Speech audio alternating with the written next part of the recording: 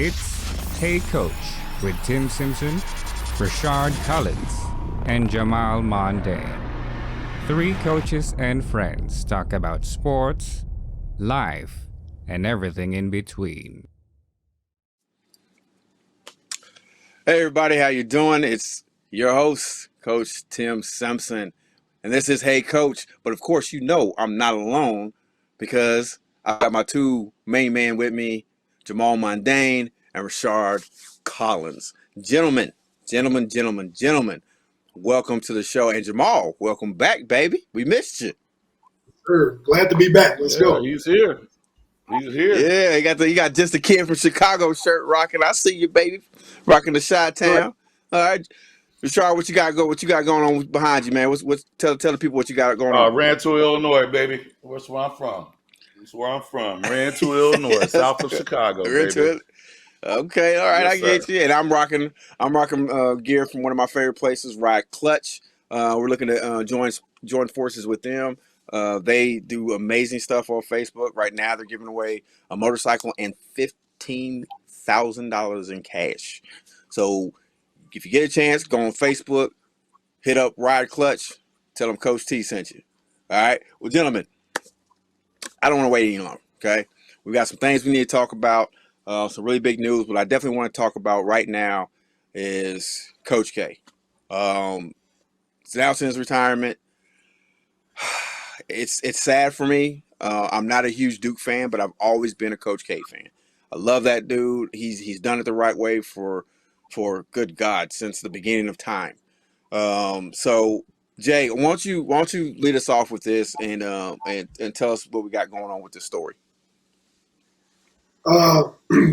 So Coach K, 42 years at Duke, been there since 1980. And me personally, I am a Duke fan. You know, majority of my family are UNC guys, so I had to go the other way. But it makes it fun. But this year has just been historic, you know, just kind of going down memory lane with Coach K. You get to find out more about his players, you know, what he's done for them, what he's done for the game of basketball, what he's done for the NCAA specifically. Saturday was their last home game in Cameron Indoor with him coaching. So it was a good moment. Over half his players that he's coached was at the game. It was a big celebration. You know, they didn't come out with the win, but it was still a good celebration and kind of memories for him. Moving forward, what he's done for basketball, what he did for me. He's actually from the city of Chicago. I don't know if a lot of people know that. He recruited kids out of the inner city. You know, his family is ingrained in the city from being firemen and police officers, you know, in low-income neighborhoods. But for basketball, what he did for me just, you know, allowed me to watch a team that could show you how to win, you know, how to win in life, how to win on the court, do it the right way. All his players talk highly of him still to this day, you know, even players he had back in the 80s. And even his adversaries, his opponents, you know, even coaches from North Carolina talk about him. And it's all mutual respect. Even though there's a rivalry there, all coaches respect him for what he's done for the game, the wins, the championships, Final Four appearances, everything. NBA players from Team USA. So, you know, he's done everything for us. And, you know, being on this show with two military men, they can respect Coach K, you know, starting his career at West Point and his basketball career there. So he was also a military person, a military guy too. So just a lot comes with him, you know, and he's big for the game. And, you know, it'll be sad to see him go, but happy for what he did for us. Now, Rashard, before I go to you, I want to read a quote from Coach K. And this is one of the reasons why I respect this man and love him as a coach. Not just as a coach, but as, you know, a coach of, not just a coach of basketball, but a coach of life. And one of his quotes was balance. It was called balance. And it says, take care not to allow one aspect of your life to so consume you that you neglect the others. Balance can put things in perspective, can bring you joy even when you are down, and can allow you to be at your best in all aspects of life. That right there, it speaks volumes. because you get a lot of these coaches, they're just there to get guys in. You know, if we're talking college, get guys in there so that way they can get the best athletes, win games, they can boost their career. That's not who he is. He is not only trying to teach these young men about the game of basketball, but also life. You know, don't let things get so consumed in certain things, and you know, let yourself get so out of source that you neglect to really enjoy life and what you're doing. So I just wanted to say that real quick. Rashard, what do you got for us? All right, Coach K.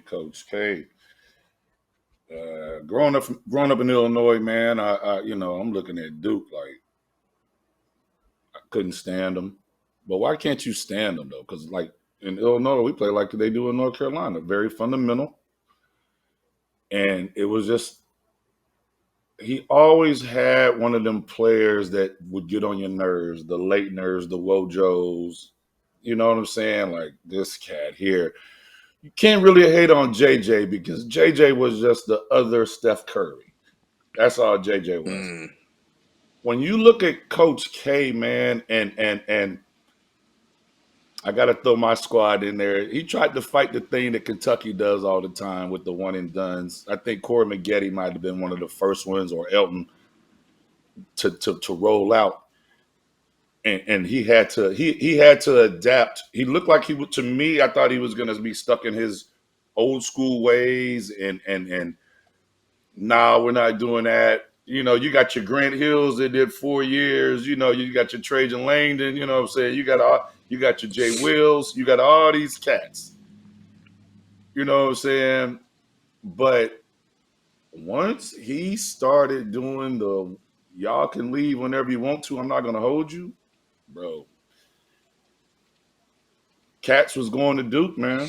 I actually lived in Illinois. Lived in North Carolina before I got in the military. The year that Carolina beat Illinois in the national championship. I get to North Carolina, I'm thinking like the whole state likes North Carolina. Like nobody really likes Duke, bro. Duke is holding it down in that damn state. So Duke is holding it down. I just thought everybody's Carolina, Vince Carter, all them boys. Nah. But I came from Fort Drum to Houston. I flew in for the Sweet 16 when Duke played St. Mary's here in Houston. I said, I really want to see what this dude is really about. Let me see it for myself. The man coaches the whole freaking game. I'm thinking he's going Phil Jackson on us, sitting, chilling, not doing nothing. Scotty! Bruh. Scotty! The man coached the whole game. But what I like to say is the fact that, and I know y'all don't, and can't none of us name it.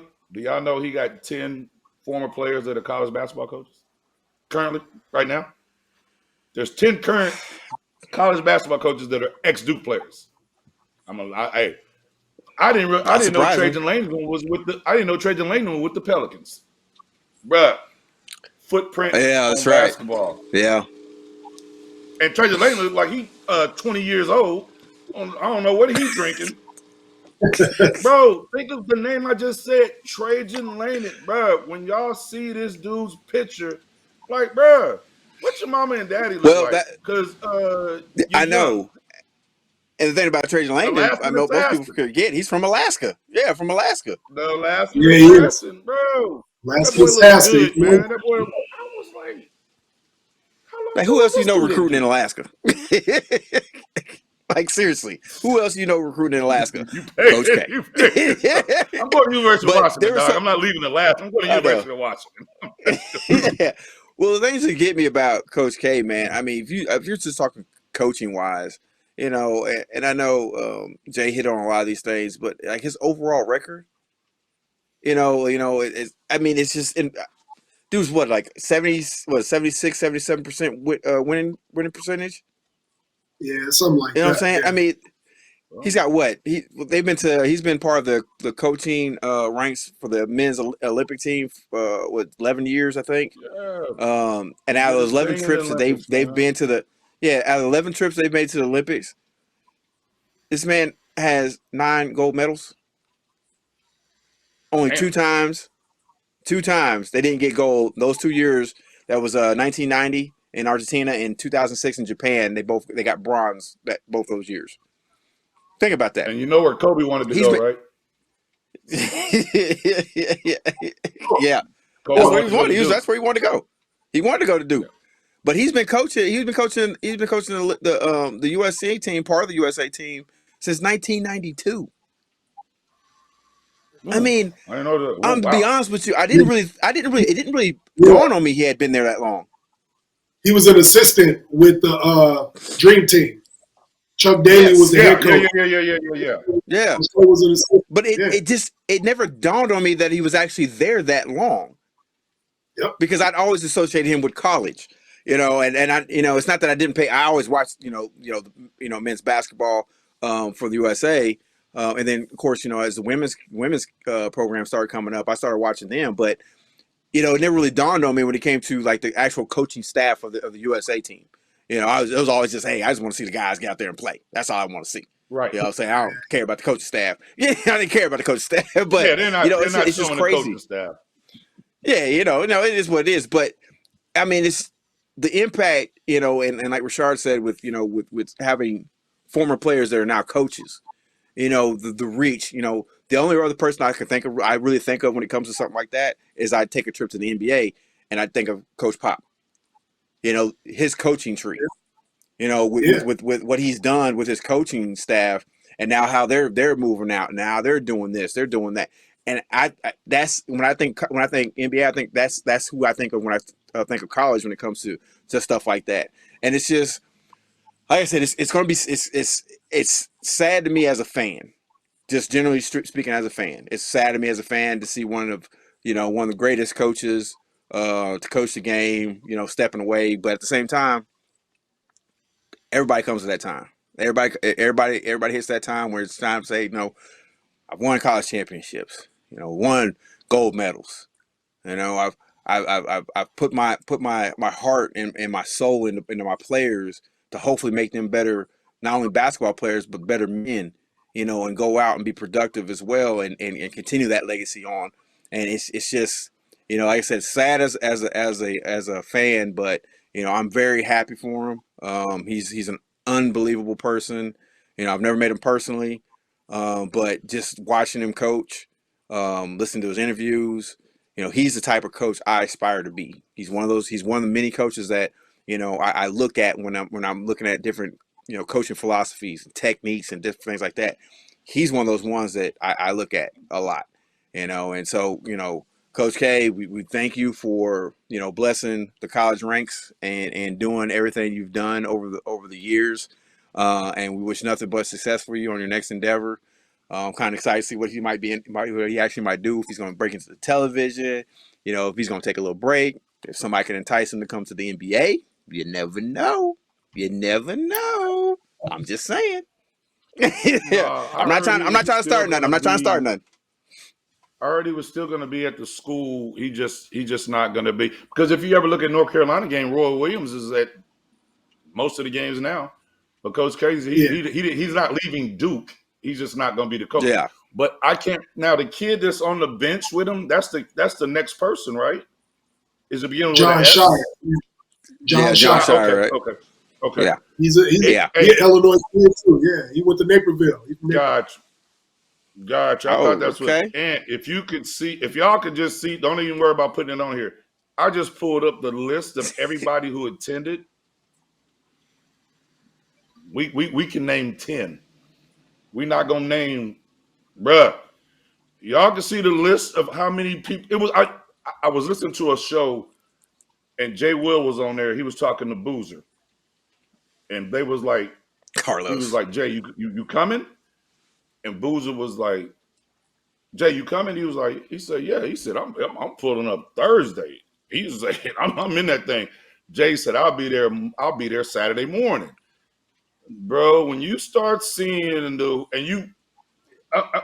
Jay, you a Duke fan, so you're gonna be like, oh, okay, that's Bryson Allen, that's Grayson Allen, that's so and so.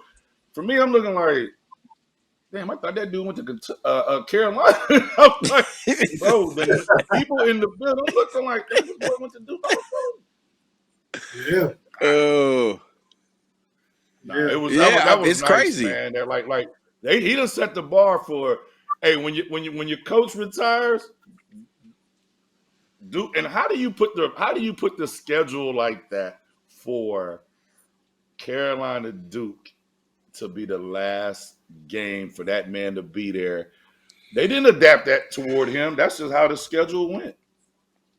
I Right. thought They that was usually pretty play cool, man. It's usually the last game. Those two usually play each other the last game of the regular season before the ACC tournament. It just happened to fall on being. It just happened to fall on being the host. Sometimes it's away, so it just worked out. Yeah.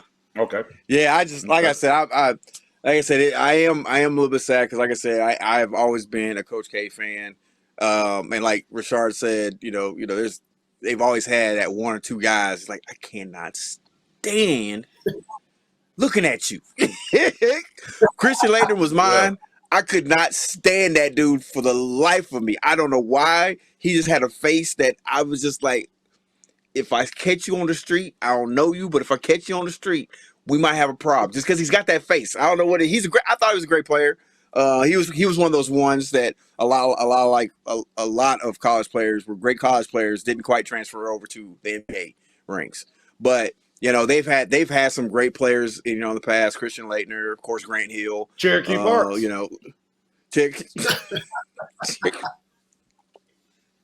He was a good college player. Yeah, he was a good college player. Cherokee Parks was a good college player. I don't know, just probably just because of the fact you threw that name out there and I wasn't prepared for it. But yeah, Cherokee Parks he falls into that category. Jay Williams, as as Rashard said, Carlos Boozer, what's his name? God Almighty, Elton Brand. Elton Brand. All the Plumleys. Didn't all the Plumleys go there? Was it three of them? 2 or 3? It's 3 of them.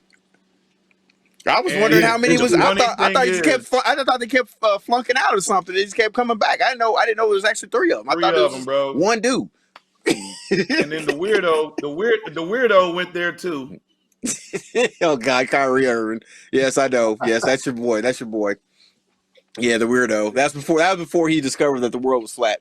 Anyways, we'll just leave that at that. So we're gonna transition from Coach K. Let's go ahead and jump right into college hoops right now. Okay, so we all know it's that time of year, baby.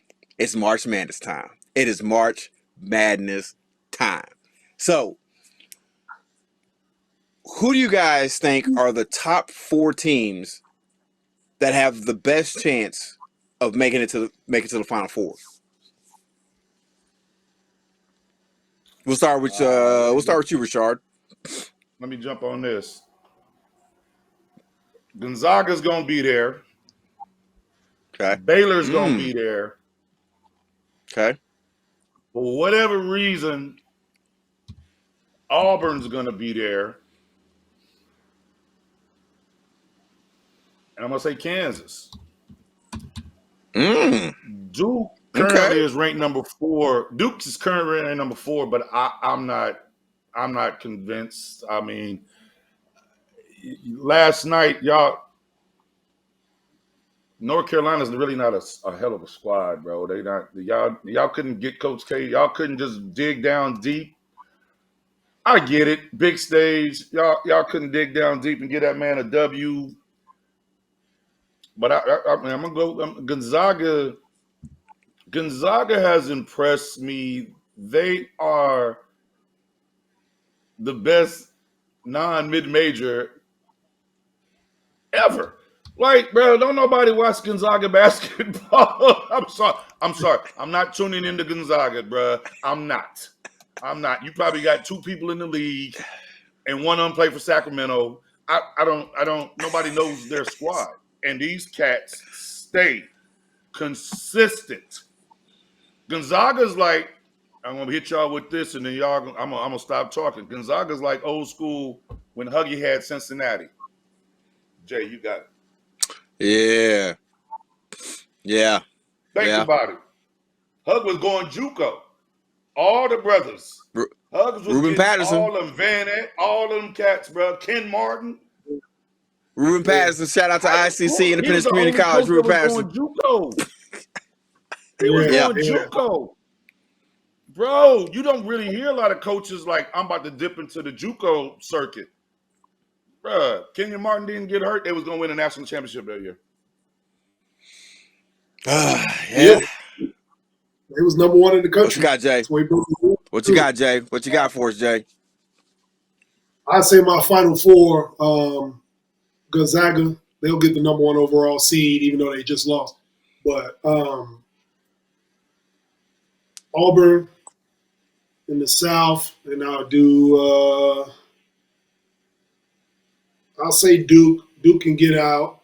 I think they can get to a Final Four. They got to go on a run, but I think they can get in. They'll be a dark horse. And Baylor. I say Baylor. I was wondering if somebody's going to hit Baylor. Yeah, so Baylor. Okay. I think Gonzaga, they always win 30 games before the tournament even starts, just because where they're at in the country, the conference they in. But they win. You know, you can't move their school to another part of the country. They got to play who in front of them. Right. So I think they'll be a one seed. I think they can run through the West. Baylor, they lost a couple guards from last year, but they got good guard play. You need good guard play to get through the tournament, and they got it, and they can shoot. So if they get hot and they get in threes from the field, they can make a run. Auburn is just tough. They're coming out of the SEC. I think they're a tough team. Right. They had some tough games. You know, I think the SEC is underrated this year because Kentucky good, Tennessee good, Arkansas good, Alabama was good. They've been up and down, but they're good. Like it's a lot of good teams in the SEC this year. So that's an underrated conference. They'll probably have 6 or 7 teams in the tournament.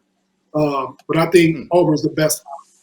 And then with Duke, I think Duke can win games because it's based on matchups. So you got to have good guards in the tournament, but you got to have pros too. Yes. And Duke got about 2 or 3 pros on their team. And I think when it comes down to it and you need a bucket, they can go get a bucket. Trevor Keels can go get you a bucket.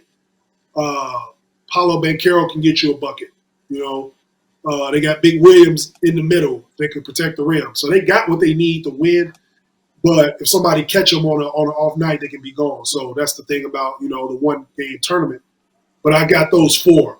With Kansas, I live here, but it's like their goal is to win the Big 12. Their goal is not to win national championships. I don't know what it is about Big 12.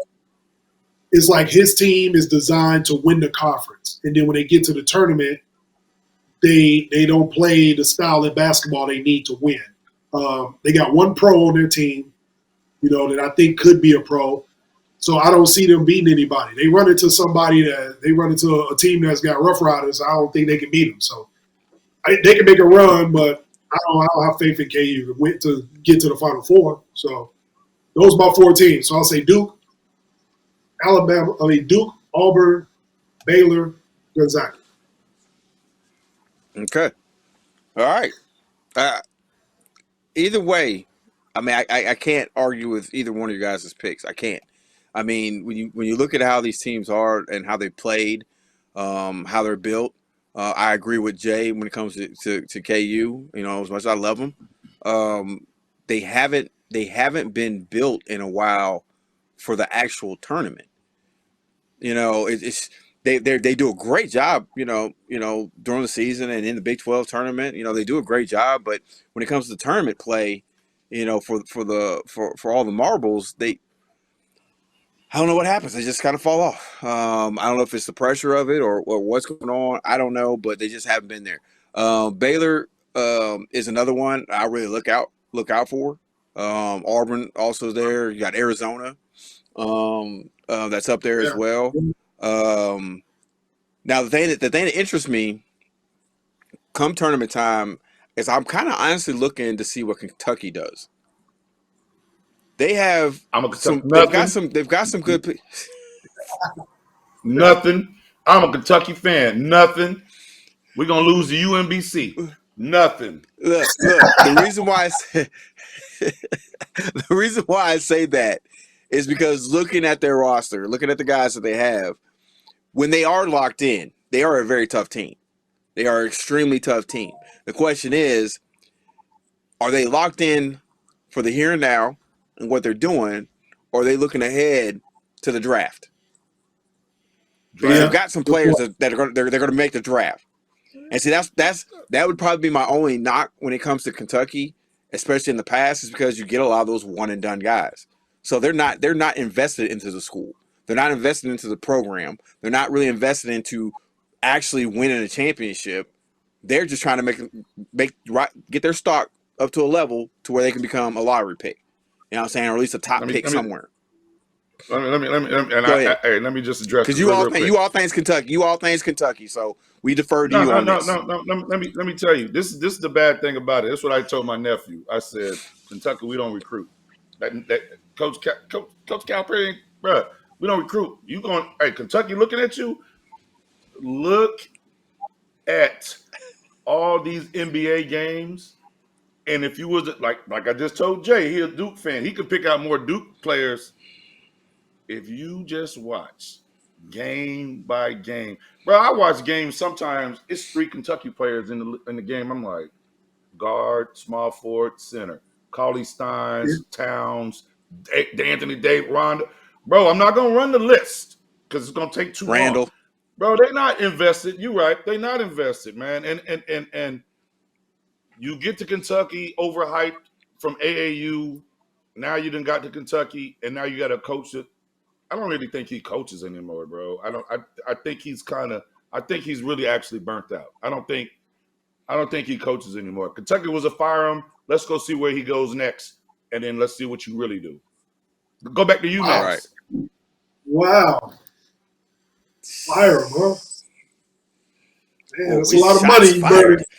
That's a lot of money. Fired. Man. I'm just saying. I need to get on the radio. Y'all. We've got incoming. We've got friendlies near. But really, if y'all really watch games, man, y'all would be like, bro, he went to Kentucky also. Maxby from we got cats in. I'd rather, and I know it's off subject, but I'm gonna say this: I'd rather have a program like Kentucky. I don't give a damn about winning a national championship, as long as the program I like is relevant. Bro, I'm good every year. I'm from Illinois. I talk trash to these cats all the time. I'm like, y'all are horrible. Y'all are horrible. Y'all let Al be sure, Sean May beat y'all in the damn national championship. The hell out of here, man. Yo, not the Al be sure. Bro. I've been thinking about Sean May look like Al be night and day. And I knew it the night and day. What? Oh man. Okay. Well, I mean, I'm just saying that's the outside looking in. Like I said, I'm not a huge Kentucky fan, but I do, I do George Washington. They usually have some pretty good guys that can go. But what I've seen is tournament time. Matter of fact, when was the last time they won a championship? How long ago was that? It wasn't that long ago, but it's been a minute. Yeah, it was. It was like they won in 2012 with AD. That's right. It was 2012 AD. Okay, so if you look at them squads since then, I mean, I can safely say I haven't seen them. They don't look like they're invested in the program. That's why I say like Duke, the squad like Duke. Yeah, they've had some guys that may have left a little bit early. You know what I'm saying? But when they're there, Coach K's got them locked in.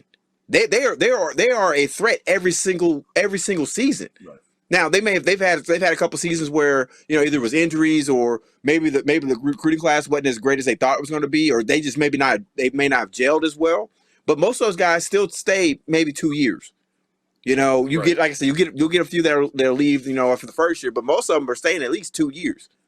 Sometimes 3. Right, Jay. Good call on the 2012. But hey, I mean, just off camera, y'all really look at the rosters that these boys, bro. You got John Wall done been there, Rondo done been there, Davis done been there, Like, how you cats ain't put back-to-back national championship? Cousins is from that thing. Dude, are you, bruh? It's the most frustrating thing to watch these cats, and I'll be like, McDonald, y'all are Jack in the Box All-Americans, bro. Y'all are not McDonald's All-Americans. Stop giving these cats credit. He said, Jack in the Box. They overrated, bro. Jack in They the overrated, Box. Jay. They All overrated, American. bro. Fuck these boys. Wow. He said they come with a You'll jump toy. on Kansas. He said they come with a You'll jump toy on in their Kansas Happy and Meal, lose to Western boy. Kentucky. I'm still in Oh there. man, but I'm yeah, that's ooh. Bro, That's bro, just like the Jack Raiders, in the where we gonna Box. get all the fast people.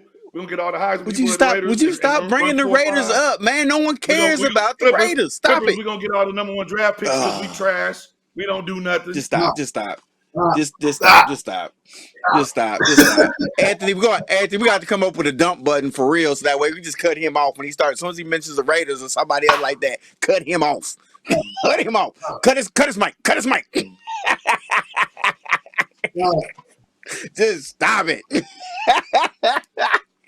Oh my God. Okay, look. All right, man, guys. Like I said, Jay alluded to it earlier about the Gonzaga the loss they had, which was very surprising to me. Well, it was surprising to me who they lost to, but I think they've lost 3 times already this year, haven't they? Yeah, Duke got them early in the year. The first game. 4-3. I think they lost to St. Mary's. Lost St. Mary. Yeah, they usually St. Mary's the last one. So that's a Go ahead, rivalry Jay. game, man. It's a rivalry game. So every other year, if you look back at their record, they lose to St. Mary or a BYU. Like they lose to a team in their conference every year. Like everybody expect them to go undefeated. You play these teams all the time. They know you. You know what I mean? So those rivalry games, they gonna butt heads. I don't think it's gonna affect their seeding at all. And that's all they care about. They're still ranked number 1 right now. Exactly. They still gonna get the number 1 overall seed, and they gonna be in the West. So it don't matter. And the crazy thing about it is they're still number 1 overall. That's what I said. They're gonna get the number 1 overall seed in the tournament. Say it again. What conference is Gonzaga in? Yeah, they in the what West Coast Conference. Sure. In the West Coast, either the West Coast or the West. I mean, they're in the conference. The reason why I'm saying that is, the reason why I'm saying that is because they're still number 1. You know, they're still ranked number 1 in the country. Right. And their record is 24-3. Arizona's 25-3. You know what I'm saying? You got, it's funny because I look at that and I'm like, that's the thing that gets me with college football, college basketball, stuff like that. You know, it's like, okay, are we just basing it off popularity? Are we basing it off of like strength of schedule, or are we basing this off of what? No, so what will happen is, so they do strength of schedule and all that. You know, they do the bracketology stuff. What will happen is this: if Arizona wins the Pac-12 tournament, right? If they win the regular season Pac-12 and they win the Pac-12 tournament and don't lose no more games, they will jump Gonzaga and get that number 1 seed because they're in the power conference. You know what I'm saying? If they got there you go. They will get the number 1 seed in the West. Yes. Okay. Now Gonzaga might get a 1 seed, but they 1 seed will be like in the South. You know what I'm saying? Like they won't get the region they want. But if Arizona, you can't deny them. If they got the same amount of losses, a better strength of schedule, they win their conference tournament, and it's the Pac-12, you got to give them the 1 seed in the West. You can't deny them. You know what I'm saying? They better. Yeah. So But Gonzaga will get a win. They still got to get the job done. Right. Gonzaga will be in the Midwest or something like that. They won't get the West though. And I'm not challenging y'all. I just got to ask a question. Who's the Arizona coach? It's not Sean Miller anymore, right? No, Sean Miller left. Yeah, he left after that DeAndre Ayton stuff. They had to get him out of there. After the Ayton stuff. Got you. I have no idea who the coach is. I have no clue. Yeah. No, but I mean, that's how crazy life is now. Like, I can't tell you the Gonzaga coach. I can't tell you the Arizona coach. I can't tell you the Baylor coach. I know the Duke coach. That's the 4th team in the nation. The 5th team is Auburn. I can't tell you the Kansas coach. The Kentucky coach, because I'm Bill a Self? Kentucky fan. Is it? Only reason why I would know that because he coached at Illinois. Bruce Pearl Oh, yeah, is yeah, the you said Auburn. Bruce, is it Bruce Pearl? Yeah, yeah. So where's Self? UNLV? No, Self Or at is his Kansas. son- See, Bill Self at KU. that's just how back in the day, and y'all don't understand what I'm saying. If I tell you Boeheim, you're gonna say Syracuse. I tell you John Thompson, you're gonna Right. tell me Georgetown. You know Georgetown. what I'm saying? I tell you back in the day, this coach, you're gonna know, like, yeah, he was at that school. It's amazing how, and some of these cats have probably really been in these schools for a minute. But I think with all the one and dones, like now college basketball is interesting to me. Right. But beginning of the season, I'm excited because it's basketball season, but Right. Yeah. No, I'm not invested.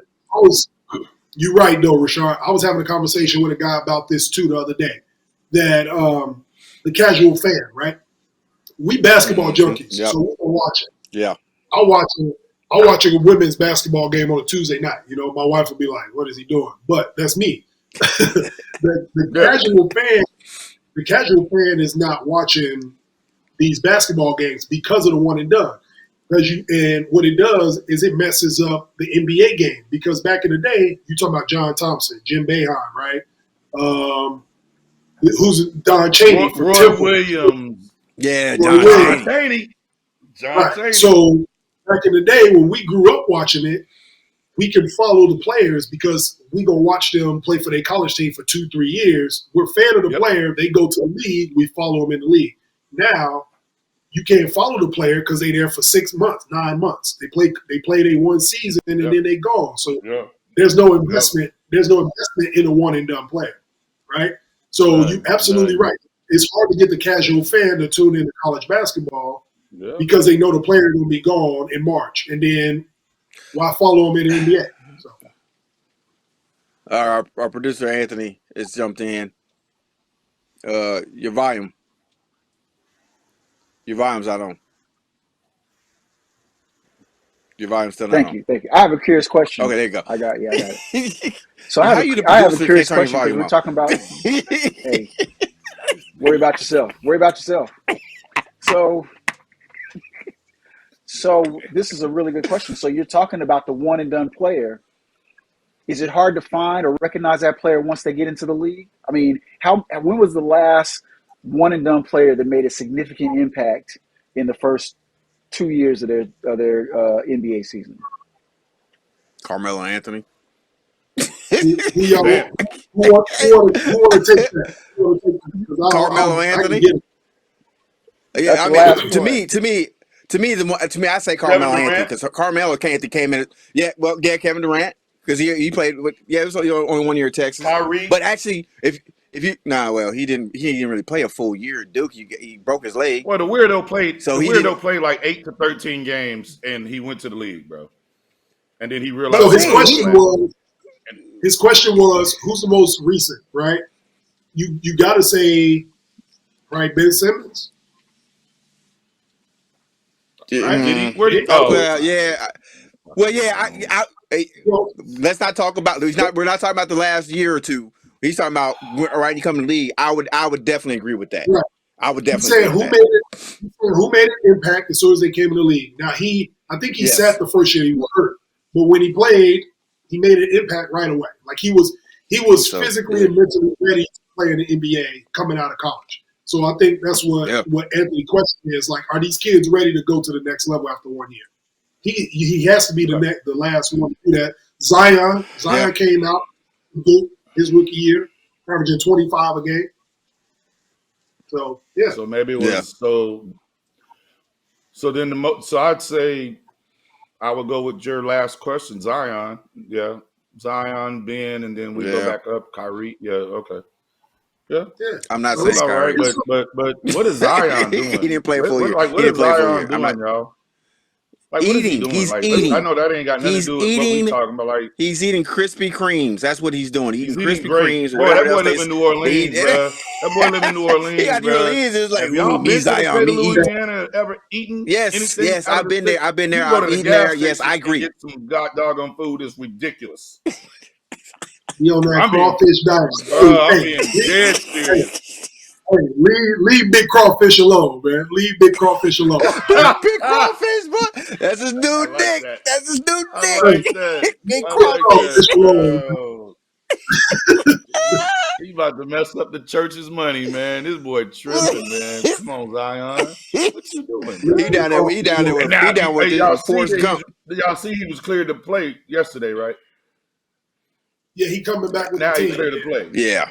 Well, we got 8 games left in the season, regular season. Now you want to what? When no shot, when no shot coming back. We only got 8 more games. Come on, Ben. What? Man, You just gonna wait for he probably. y'all He probably ain't not guaranteed to coming go back to no into the playoffs. Y'all ain't, bruh. Celtics beat Like I them said, I today. don't want. So the playoffs ain't Hey, gonna be the playoffs. shout out to It ain't gonna be the C-Town. playing game. Shout Yeah, out to my it might not C's, even be the playing Boston game. Celtics. Yeah, y'all gonna be in the Drew I don't League know. and trying to get it. He said the Drew League. I might. As a matter of fact, I might get a call from one of them talking about they want to join the team for the upcoming season. But anyways, we got to keep this moving. Anthony, that was a great question. I appreciate you you coming on and asking that question. We are going to take a quick break, and we're going to jump right back into it. We've got some things we want to talk about with the situation with Brittany Griner over in Russia, and then we want to hit a couple other segments. But we got more coming back with Hey Coach, with Coach Tim Simpson, Rashard Collins, and Jamal Mundane.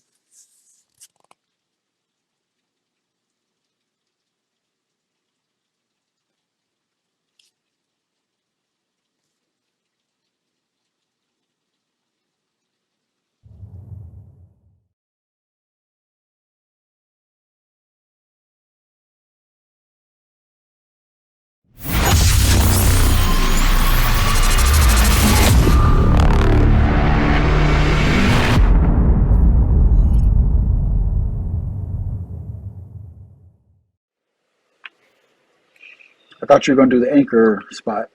Yeah, I didn't put my notes up in time. That's my fault. So what we'll do is right when we come back in, hey, welcome back to Hey Coach, Coach Tim Simpson, Rashard Collins, Jamal Mundane.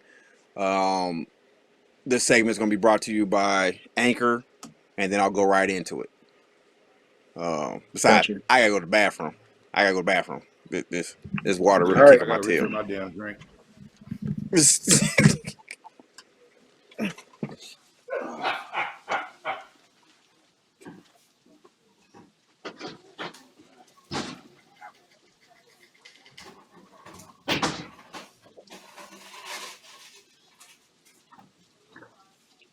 And how long was that segment? 40 minutes?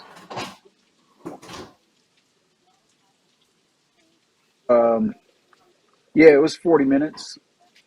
I texted twice, once at 18 or 19, and then once again at 34. And yeah, unfortunately, this is the only drawback of not actually being live, or I mean, in the same location where I can flag y'all down. Um, Yeah. but I am working on this week on. I got a friend that's going to help me work through this because there's a way to do talkback, which means I can actually talk, and you guys would hear me, but the people on or the show itself wouldn't hear my voice. That's really what Right. I need in order to be able to say because like for instance, I had the coach is Kenny Lloyd at Arizona, things like that. I could actually come on the mic and give you information, feed you in real time, and it looks like it flows. So it's like them statisticians that sit on the side of it. They don't know all them stats. There's somebody feeding them stats in their headphones. Well, yeah. Just like on TV. Yeah. You feed it. That's why they got the thing in the Yeah, air. right. And we can't get no intro music. Was there no music? No, I I just hear couldn't the hear I that. just hear the introduction. We can't get no Rock Boys, Jay Z, Nah, instrumental. we can't. We We can't get no can't clear music. none of that. I'm actually working on. Yeah, I'm actually working on a track for y'all for Hey Coach series. Yeah, just one. We That's can't all. clear that. But so my brother, we can use his music if we want to. If you just Okay, want it, that's cool. if you just want it in the background, some light, we can use that. He said it's all good, but we can't use like Jay-Z and nobody like that because if it ain't Right, clear. Gotcha. I right, didn't know right, how right. it went. Okay. But listen, man, But my Right. bro, for real, but my bro. find yeah, yeah, get a track that you like, send it to me, and then we'll put them in the credits. Music provided by. All right, Oh, cool. So speaking of which, and I got credits and I haven't even brought them in yet. Yeah, so I can what's send the it. what's the deal with my delay? We're not gonna be able to fix that, are we? Well, I think everybody has a delay. Hey, Rashad, Um, I think do you got mine's that worse small? though. Do you got that box that you can put on? So what Yeah. I do is I grab that live stream box and I put it over my delay box. So I'm not looking at my delay. I'm looking at my live stream. Gotcha. Oh, baby Jesus. So that's what I do. Okay. So do that. Because Jay, when you and Tim are talking, Coffee. it looks fine. When I'm talking, Right. I can tell I'm about to cut like somebody. You know what I'm saying? I'm trying to jump into the conversation because I want to be a part of it, and it's just like I don't But know, that's how bro. everybody's Mine is. ain't. Like everybody's is like that. When I'm looking at y'all talk, it looks normal, but my box looks delayed. So that's why I moved that Yes. live box to cover it up. So just move your Yeah. live box and cover your delay box. Okay. Because I know Everybody got Okay. it. I know for a fact you I can talk actually over touch it and Tim move it. every time. Yeah. You Yeah, can I grab know it for a like I'm fact I grabbing talk it over right now Tim. and I'm sliding it over. Like I'm sliding. I got my live box Yeah. Touch it covering with your you. finger and move it. Yeah. Yeah, with Nobody your has mouse or whatever. expensive touchscreen goddamn laptops, and nobody had that expensive shit. Then Where use you your touch mouse the, and touch click the it. fucking screen. Use your mouse, The man. hell, I moved it with the mouse, man. You talking about some touch the hell, bro? I paid like $150 for that fucking shit. Hey man, Dude said hey, touch this, and then my little dumb ass had the nerve to touch the fucking screen when he said, I'm like, hold on, let me see. Fuck out this hey boy. man, Boy, don't give me. Hey, I've hey, been good. I ain't cursed all show. I've been good. I've been good. I ain't cursed all show. hey I Rashawn, said man. touch the screen. Our producer, that's Tony Stark, man. You We are already not know. in the same He tax bracket, said, Yeah, brother. yeah. he Tony Obviously, said, Stark, you boy. can't be now I talking to got, touch the Hey, damn screen. now I got hey, paper mache I all Rashawn, over like my that, stuff Jay. messing with you. I like that, Jay. I like that, Jay. hey, Yeah, that's our hey, producer, Tony Rashawn, Stark, right there. I like that, Jay. hey, What's up, you gotta Ed? shout out the What's up, Ed? you gotta shout out the producer Iron Man, man. That's Tony Stark right there. Boy, it said touch the hey, and then my little stupid ass hey, y'all couldn't see my hand, and I'm like, he might know some shit. Boy, don't y'all realize I'm in school for IT? I don't know nothing. I don't know nothing. Hey, I hope your I teacher didn't literally see that. just touched the screen. I'm like, I know, boy, right? you know damn well this box ain't gonna move, but we gonna give it a Hey, try. I hope your teacher didn't I'm see gonna that. wait now. Yeah, Don't wake up. I'm gonna wait Okay, now. I guys. told I'm you, gonna wait now. Oh man, my whole rib you cage wide hurt, awake man. now. Oh, That my touch whole the rib cage Oh, hurting, screen. bro. you wide awake I Hey now. can't y'all do look. that. Hey y'all look. Are you Yeah, ready? he awake now. He awake now. Yeah, what? God, oh, God. You know damn well when you bought this thing, that shit did Woo! not say touchscreen on the damn box. Oh, Anthony, Woo! please tell me you're recording this, man. Please Yeah, tell me all this that's is what being that yeah, recorded. man. say. Yeah, man. Yeah, man. Okay, I don't good, stop, dog. I good, don't good. stop. I don't stop, man. Uh, Be for Mm, real. Be for real. this fool done touched the screen and everything, boy. Oh my Knowing when I God. bought Shit. this computer, Now I got that box did not fingerprints I got say to clean all my touchscreen. stuff. Knowing goddamn well I ain't, boy, that's probably the second. Only time I touch the screen is to wipe this bitch off when I'm cleaning it. That's the only time. All right. All right. All right. Enough Whew. for the comedy hour. I'm done. Okay, All right. so I'm done. Tony we're gonna Stark, do are you two ready things. for us?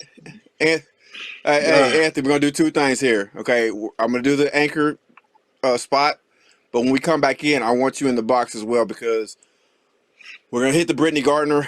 I want to call her Gardner. Griner. We hit the Brittany Griner story, but I want you to actually read the news off about it. Okay, and then lead us into actual talking about it. Does that make sense? Yeah, let me pull it up. Yeah, pull it up. That's what I gave. That's why I sent it. That's why I sent it. Mm-hmm. Oh, you mean the Russia thing? The article thing? No. Jay, stop touching the thing. Yeah. No, she was in Jamaica with her wife. What are you thinking?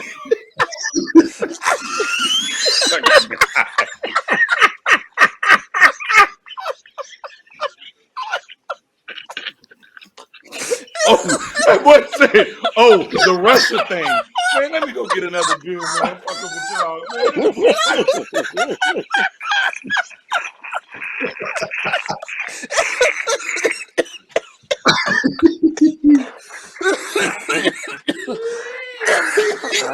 See, I was sleepy. Y'all started messing with me. I was poke the bear, woke the bear. Boy said the old Russia thing. Goodness. He said, no, she was Jamaica with her what?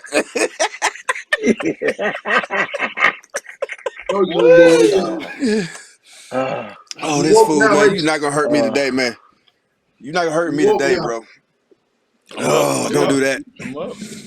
Oh, Lord, help us all. Let's go make the blooper reel, man. Help us all. Help us all. All right, come on. Oh, God. Oh. You ready? The Russia I'm thing. ready. That was good, Ant. I like that.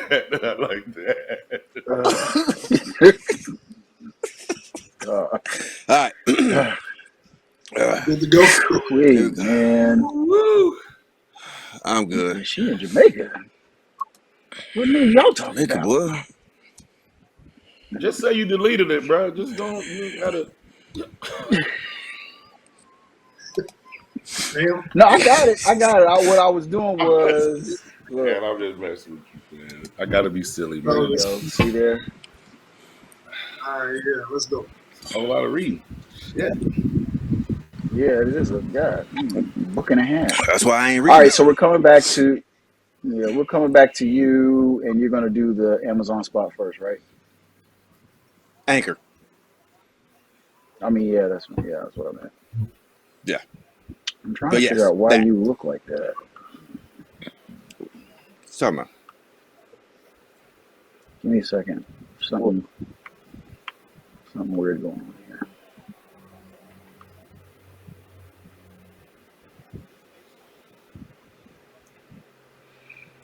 Okay.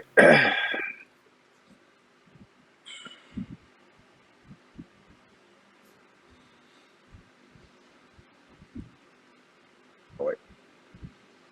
Okay, here we go. 5, 4, okay. 3, 2. Hey everybody, how you doing? This is Coach Tim with Hey Coach. Got a quick question for you. Have you ever had a thought about starting your own podcast? Have you heard about Anchor, powered by Spotify, and why it's one of the easiest way to start a podcast with everything you need all in one place? If not, allow me to explain. Anchor has all the tools that will allow you to record, edit, and do a podcast right from your phone, tablet, or computer. When hosting on Anchor, you can distribute your podcast to listening to platforms such as Spotify, Apple Podcasts, Google Podcasts, and many more. It's everything you need to make a podcast all in one place. And you know the best part about it? Anchor's totally free. That's right. Anchor's totally free. So go check it out. Download the Anchor app at anchor.fm to get started. Just say, hey, Coach T sent you. Now, guys, it's time to get back into the show. All right? There's time to get back into the show. We've got some things we need to talk about. The first thing we're going to do is we're going to talk about some news that I'd much rather not have to talk about, but It's news, and we need to talk about it. Okay. So we had a situation that happened with WNBA star Brittany Griner. Okay. We're about to bring on our producer, Anthony Simpson, aka Tony Starks. We're about to bring him on to give us a little background on this story. Anthony, what do you got for us? She got arrested. So she was in Russia. I mean, that's pretty much it. So she got arrested, right? She was coming through the airport, going through security. You know, I don't know if they call it TSA over there or what, but I think it's called TS. she was going through It's the called TSA double something. I don't know. It's something weird. whatever it Customs. is, they got her. We got some footage here. I'm gonna put up here just a quick sec, so you can see. You know, they were. Mm. Uh-oh. I know that look. What's oh, I know that look. Mm-hmm.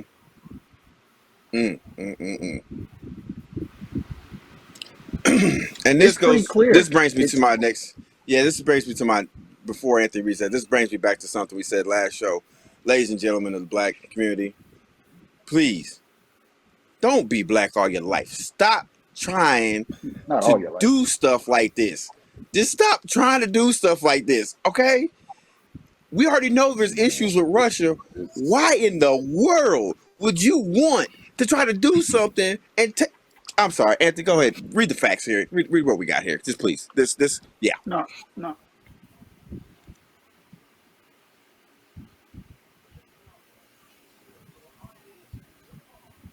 That's just wow. oh, Look at it. the, And first of the all, you video is 7'15". That boy said 7:15. First of all, where are the gloves? Where are the gloves for the people who are checking her stuff? I mean, just F it. I mean, This is very is that a unprofessional. uniform? Like, is that really a police uniform? Or I think he just came off the customs? golf course. This is But he what I looked find comfortable as extremely hell interesting in what about he got this. on. Right. Yeah, he just came in from the gym. Listen, this is an article online, and it says, visiting Russia, can you buy or bring marijuana products? First of all, always know your surroundings. Know where you're going, know what you can and can't do, you know. Who's that the guy? Oh, never mind. Let me stop. But listen to this, going to a foreign country and stealing stuff. While Russia's criminal code has technically Ball. decriminalized the possession of up to 6 grams of cannabis, tourists would probably be ill-advised to put too much trust in the letter of the law. Anyone detained by police with cannabis, including less than 6 grams, could face abuse, a demand for a bribe, and all types of other legal hassles until they are released. Listen, this is the one that gets me. There is also no assurance that the police won't say that the amount is more than 6 grams if they are so inclined. Wait a minit. If They just listen, really just said you could face abuse? What? right? Yeah. What? That Ant, means go ahead. that literally means they may take you in the back. No, we're not going down to the station. That's too much paperwork. Let's go down here, down by the river. Listen, Down by the river.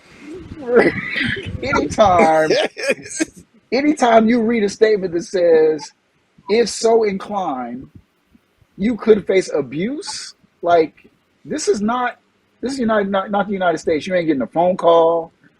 You're not, clearly. What You're gets not me is playing with the abuse was same the letter of first the thing on law. the list. Abuse was the first thing Right. on the list. Yeah, they're letting you know, And bro. right Like, before we're that, not it over here says, playing. yeah, It can and be it verbal. says less than 6 grams. No, Less than it ain't 6 gonna be verbal. grams. No, it ain't. No, if they Come on. wanted to say verbal abuse, they would have even put that in there. That's physical abuse. They get ready to Look. So straighten here's her the thing. Wow. hair. They get So, Wow. so look, Jay, they're go trying ahead. Jay, go to. ahead. So they're trying to be somewhat legitimate about the rules, right? But here's my thing. Just like you said in the beginning, know your surroundings. You know the state that we are as a country with Russia, right? So if you're there, so she was there just kind of lay some of what's going on. Brittany Griner was there playing basketball. So a lot of WNBA women, because the season is short, they play in the summertime. Mm-hmm. When the NBA, when the men are in the off season, WNBA women are in season. So between like May to like September, October is their season. In the off season, they still have to make money. So a lot of women, professional basketball players, go to other countries to play basketball. Some go to Russia. Yes. There are other European countries they can go to. Excuse me. Some go to Asian countries to make money. They actually some make more money because they're bigger stars in those countries. Brittany Griner being one. In this instance, she plays basketball for a team in Russia. She's done it for years. Yes. She's on her way back. Now, it is legal to have cannabis weed in Russia. Also, what she had was like a vape pen. So she had hashish oil. She got caught with hashish oil in her bag. She probably was at the legal limit. But because of the state of affairs, they can do whatever they want. Hence the letter of the law and the abuse and all that. So you kind of have to mind your surroundings when you move, right? You got to move different. You shouldn't be moving by yourself to begin with in a foreign country, personally. So hopefully she's all right. The WNBA, they sent out a message that, her legal team, her agent, everybody's trying to figure out what's going on over there. But at face value, it's just a bad look. So listen, I control the edit, so I might edit this out at a later time.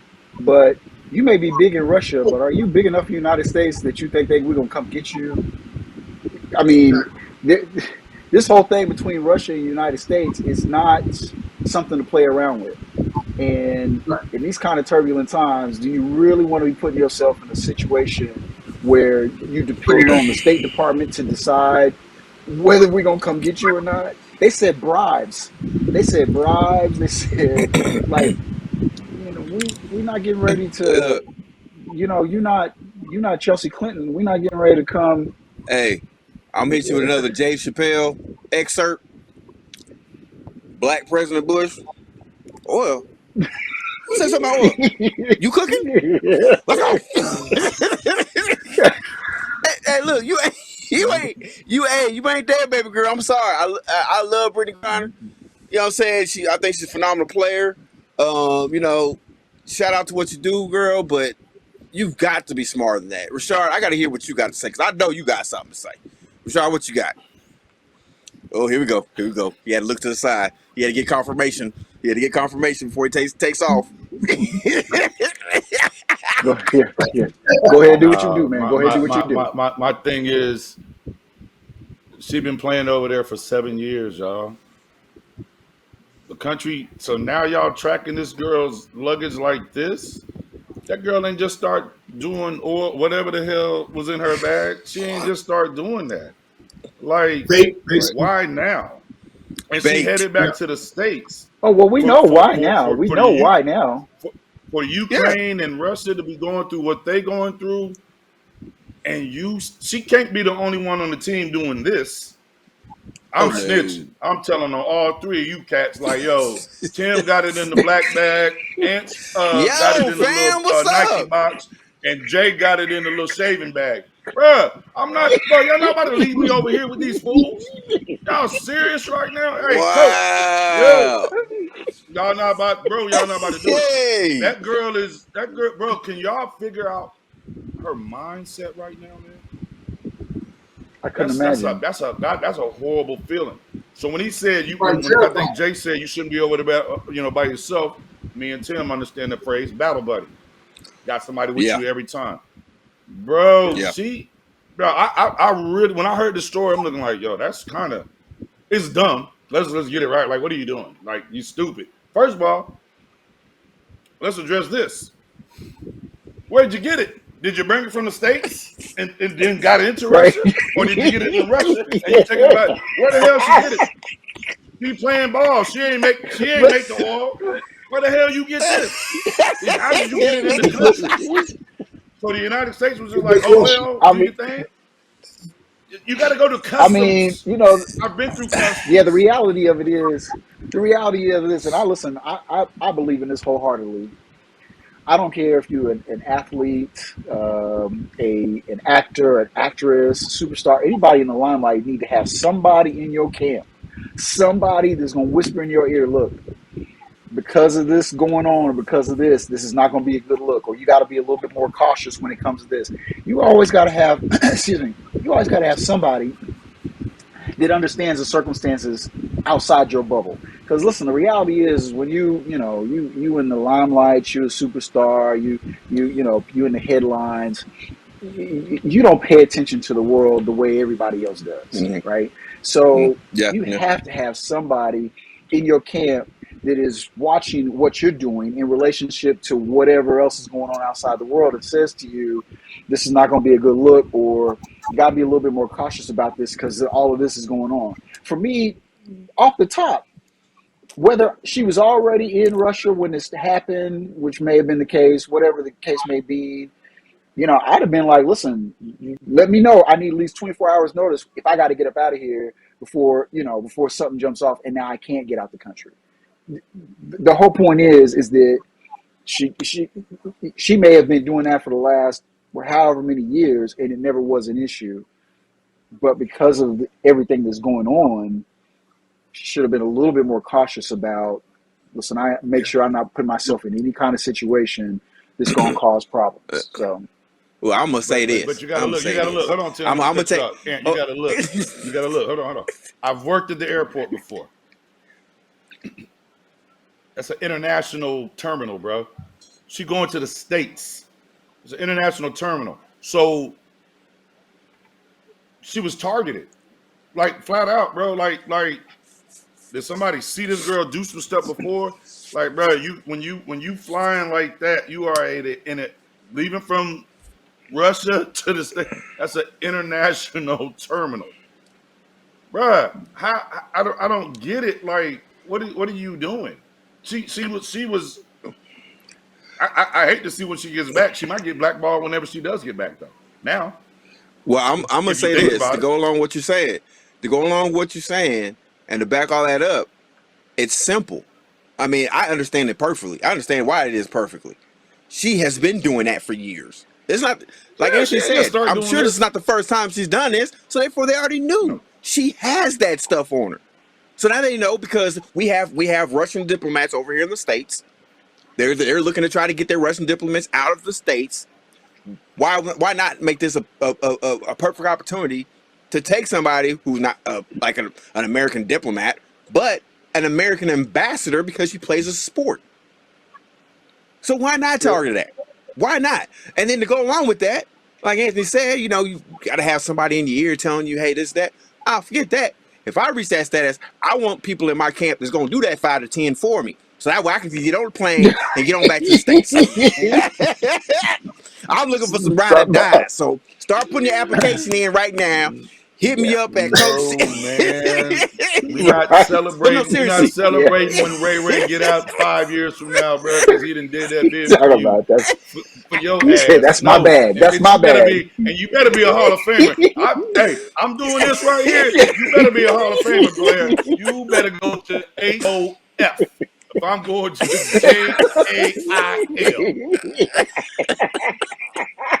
Gotta do it different, man. No, Jay, no, you Jay, better what you not be got? Jay, what you mediocre. got, No, man? you better be Jay, finish us off on rings. this. Finish us off on this, Jay. We gotta move on. Finish us off, Jay. Said, matter of fact, when I get back, I need to wear one of them rings for at least a year. I'm trying to pull all the girls. Hey, Jay, go ahead. Jay, go ahead. Bottom line is this, man. If she was targeted, if not, either way, you gotta move different. Like I can take some of what everybody said on this subject that, you know, just moving with other people, having somebody in your ear tell you what's going on with the world, have somebody else hold it for you, whatever you need to do. If you're trying to get back to the States, I mean, you can't move the way you normally move at times like this. You got to be more aware of your surroundings. That's the biggest thing I took from it. You got to be more aware. Hope she gets back safe. Hopefully nothing too crazy happens to her. She get back and they take care of her. So we'll see. Well, But they act I just like got this girl was drug trafficking. They act like she was drug I mean, she's well, the not laws are really strict over pushing there. The pounds. laws are strict And over y'all there, about to though, give in this Russia. girl 10 They're strict. years? Well, 10 they're strict over years? there. Well, Russia right now, get it. Russia per capita. And that's Well, where listen, you go with the hold up. consciousness, like Jay just said. You got to be mindful of that. Ant just said it. You got to know where Yeah. you got to know, bro. If you know that they strict and they cutting heads in Iraq and all that, don't do the dumbness. Whatever they pulled out, that wasn't no big old package, y'all. That was small. Like the oils Yeah. you get from the African shop. Them things was little. Yeah, it was little. It was little. Hey, I just want to make y'all laugh. I want to make y'all laugh. Bro, you about to get this girl 10 years. This girl ain't pushing no cocaine in Russia. What plug she got? You what, 6'15" tall African woman. You stand out. You should have been on a private goddamn plane anyway.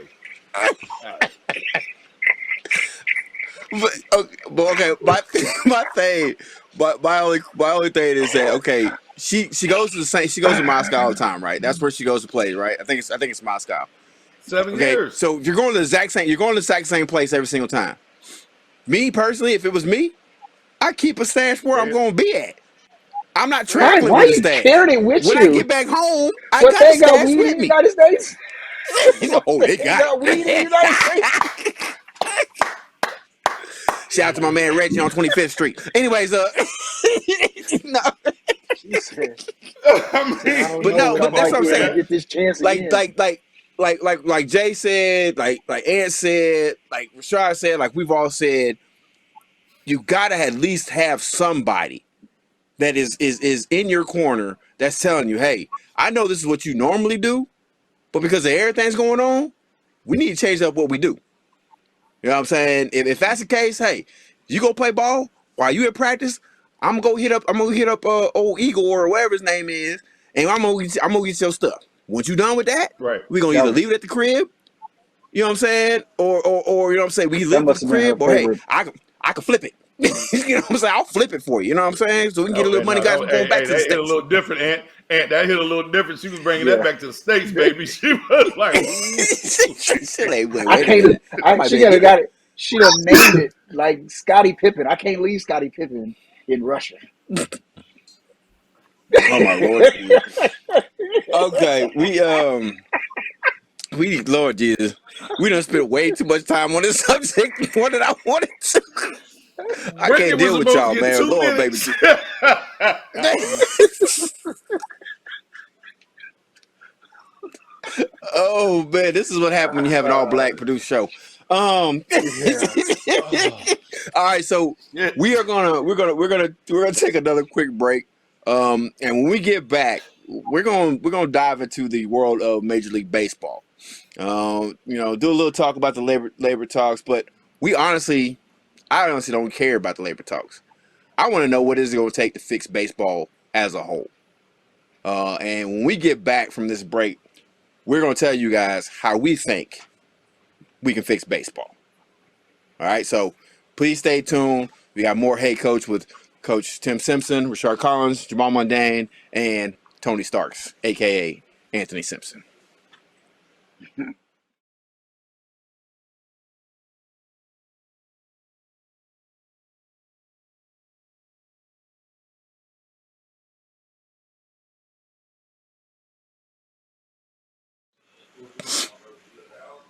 All right. Why is it every time we come back, he is gone, like incognito, just Right. gone every time.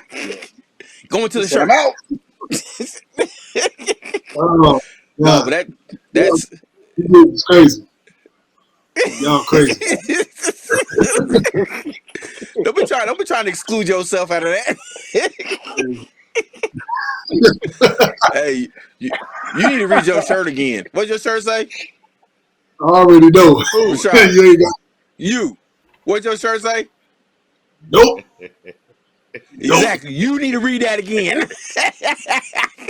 man. I've done good, man. I didn't cuss. I'm doing. You have. I don't know how much longer we got. You've kept I've done well, man. You kept the cursing to a minimum. So I'm proud of you. You kept the cursing to a minimum. Hey, Jay, you should be proud of me, man. I done did good, man. Hey, boy.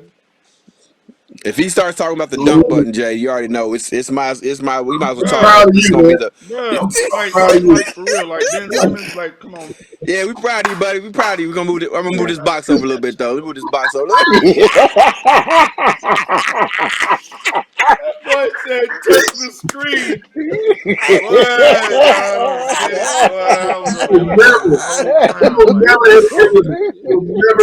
Never. You're never gonna hear the end of that one. Like a old clown. That might have to be a hashtag. Bitch ain't no touch screen.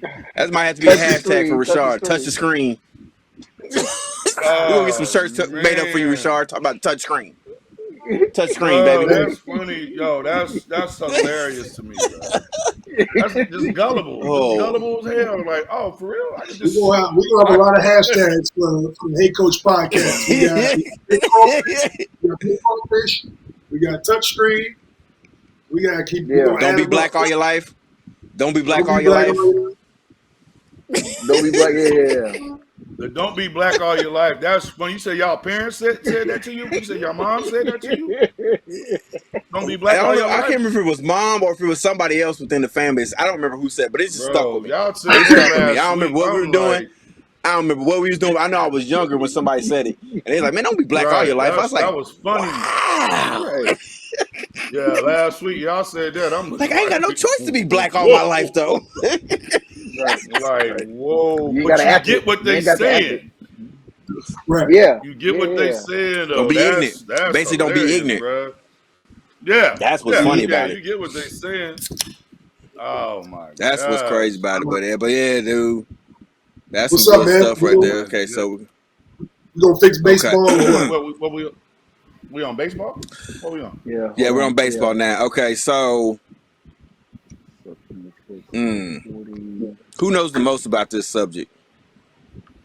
About baseball? Just let me get it. I'll wing it. Just let me get it. I'll wing it. Okay. Because I know you talk to your man all the time who knows baseball. He's big. We need to get him on the show at some point in time, too. We need to get him on the show to talk baseball with her. I was just at Ed's house last night, brother. You should have got some insight on baseball and then wrote some notes down. I got it. But all right, we gotta go. I already know how you are at production meetings, so. All right, hey man, hey. Rashard, I'm gonna kick it over to you when we come back in. All right, here we go. Y'all ready? Oh Lord Jesus. I don't know. Yeah. Let's do it. Yeah, we might be. All right, here we go. Let me touch the screen real quick. 5. Yeah. Excuse me while I touch the screen.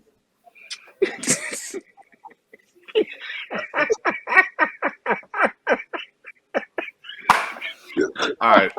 I'm back. Professional. All right. I'm ready. All right, here we go. 5, 4, 3. Hey everybody, how you doing? We're back with Hey Coach Tim Simpson, Rashard Collins, and Jay Mondane. Boys, that last segment almost killed us, but we made it through. It was good. Let's transition over to Major League Baseball. I'm gonna be honest with you. I'm to the point where I'm almost tired of talking about it. I'm almost to the point like it is when it comes to some of the stuff when it comes to NBA. You know, I'm tired of talking about it. Tired of listening to it. Whatever. But it is something we need to talk about. But I don't want to necessarily talk about the labor talks. I don't necessarily want to talk about that. I want to talk about something real. What's wrong with baseball? How can we fix baseball? I mean, how can we get the casual fan back involved with baseball? So, Rashard, I'm going to kick it over to you. All right. Why don't you tell us what's going on with baseball and kick us off with this segment? So you want me to start with the or what's currently going on? What's currently going on, they're going to have to regroup and schedule another bargaining session. So you have billionaires and millionaires arguing over money. which is awesome. I don't have that problem, so I don't have nothing to do with that. You got Bill people. They're collectors. trying to raise the minimum salary, which is almost like Yes. $700,000. Like these cats are getting paid, but as y'all all know, you can easily get trapped in AAA, single A, and double A. You can get trapped down there Yes. and never make it. That's why I'm so glad Kyler Murray did not go play baseball and he played football to get guaranteed money. But that's not the topic. Baseball to me, first of all, who the hell? Here I go. Who signed off for 162 games? Bruh, what? That is outrageous. 162? Bruh, NFL players better not complain about nothing with these little 16, 17 games you bastards play. Bruh, are you serious? 162?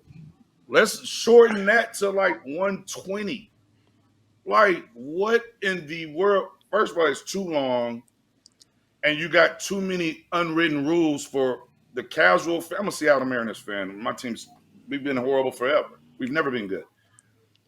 To watch a product and you just don't Ken have Griffey. good people on there, it's just like, it's not, you know what I'm saying? And everybody that's Latino and everybody, they're not all black. They're not all African American. So yeah. So when we try to bring inner city kids, quote unquote, into the sport, for what? Nobody's playing that. Nobody's going out. Nobody's going to sit at a 9-inning baseball game. No parents are really, let me go see my son miss a couple of jumpers in this gym or go tackle somebody. I'll do that. The sport is not, it's not interesting. You got, what's my man's name that played for the Angels? The top cat that's in it. Oh, Trout. Mike Trout. They mad because he doesn't public. Who? Mike Mike Trout. Trout. Bro, if you can't get Mike Trout and what's my other man name, the pitcher and the batter, so I know I'm gonna mispronounce his name, so I'm not gonna say it. Atani, Sohei, or whatever his name is. Yeah, The Shohei fact that Ohtani. he's not moving the needle, he's not from the States. So they don't know how to represent this cat. Like, baseball's boring, bro. That used to be what they called it, American pastime? Nah. Yeah, because Sunday at noon. yeah, it was America's NFL pastime season because is you fall America's asleep. pastime. You fall Come on, asleep. bro. That's First why of all, you pass 9 the innings. time. There's no clock. There's no clock. It's 9 innings. They're trying to speed it up with the pitchers and catchers going to the mound. They're trying to cut that down. It's still 162. What the Now, wives I got a doing, quick bro? question. I got a quick question before we go to Jay. I got a quick question for both of y'all. And maybe even Anthony can jump on this. I don't know, but my question is this: is okay. First of all, it used to be the season used to be what 182 games, right? No, Or was it? it's always What been, was it? it's been 162 games since As long as the I've been 1800s. watching, it's been 162. Always been Okay. 162. So my question is this: why? Why has it been so many games? I've never understood. I never understood why they have such a long season. Like no other sport has a season like that. Maybe they're trying to So carry it from so the NBA overlaps. Maybe they're trying to carry it to the beginning of well, no, because it goes past football season because you got October. Okay, so what I was gonna say they were trying to fill a gap in between seasons of sports, but maybe that's not even correct. I don't. If So, that was the case, I wouldn't buy that. Jay, what do you got? so baseball has been around forever. Right. It's been around. It's been around forever. It's always been 162 games. It has a little bit to do with the schedule of them playing everybody. Because you got two leagues. The American League and the National League. They played each other a certain amount of games so they can get seeded for them.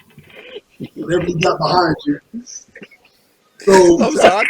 I thought Dom from Fast and the Furious would come through here. What? Right. It's all about family. So I'm sorry. Jay was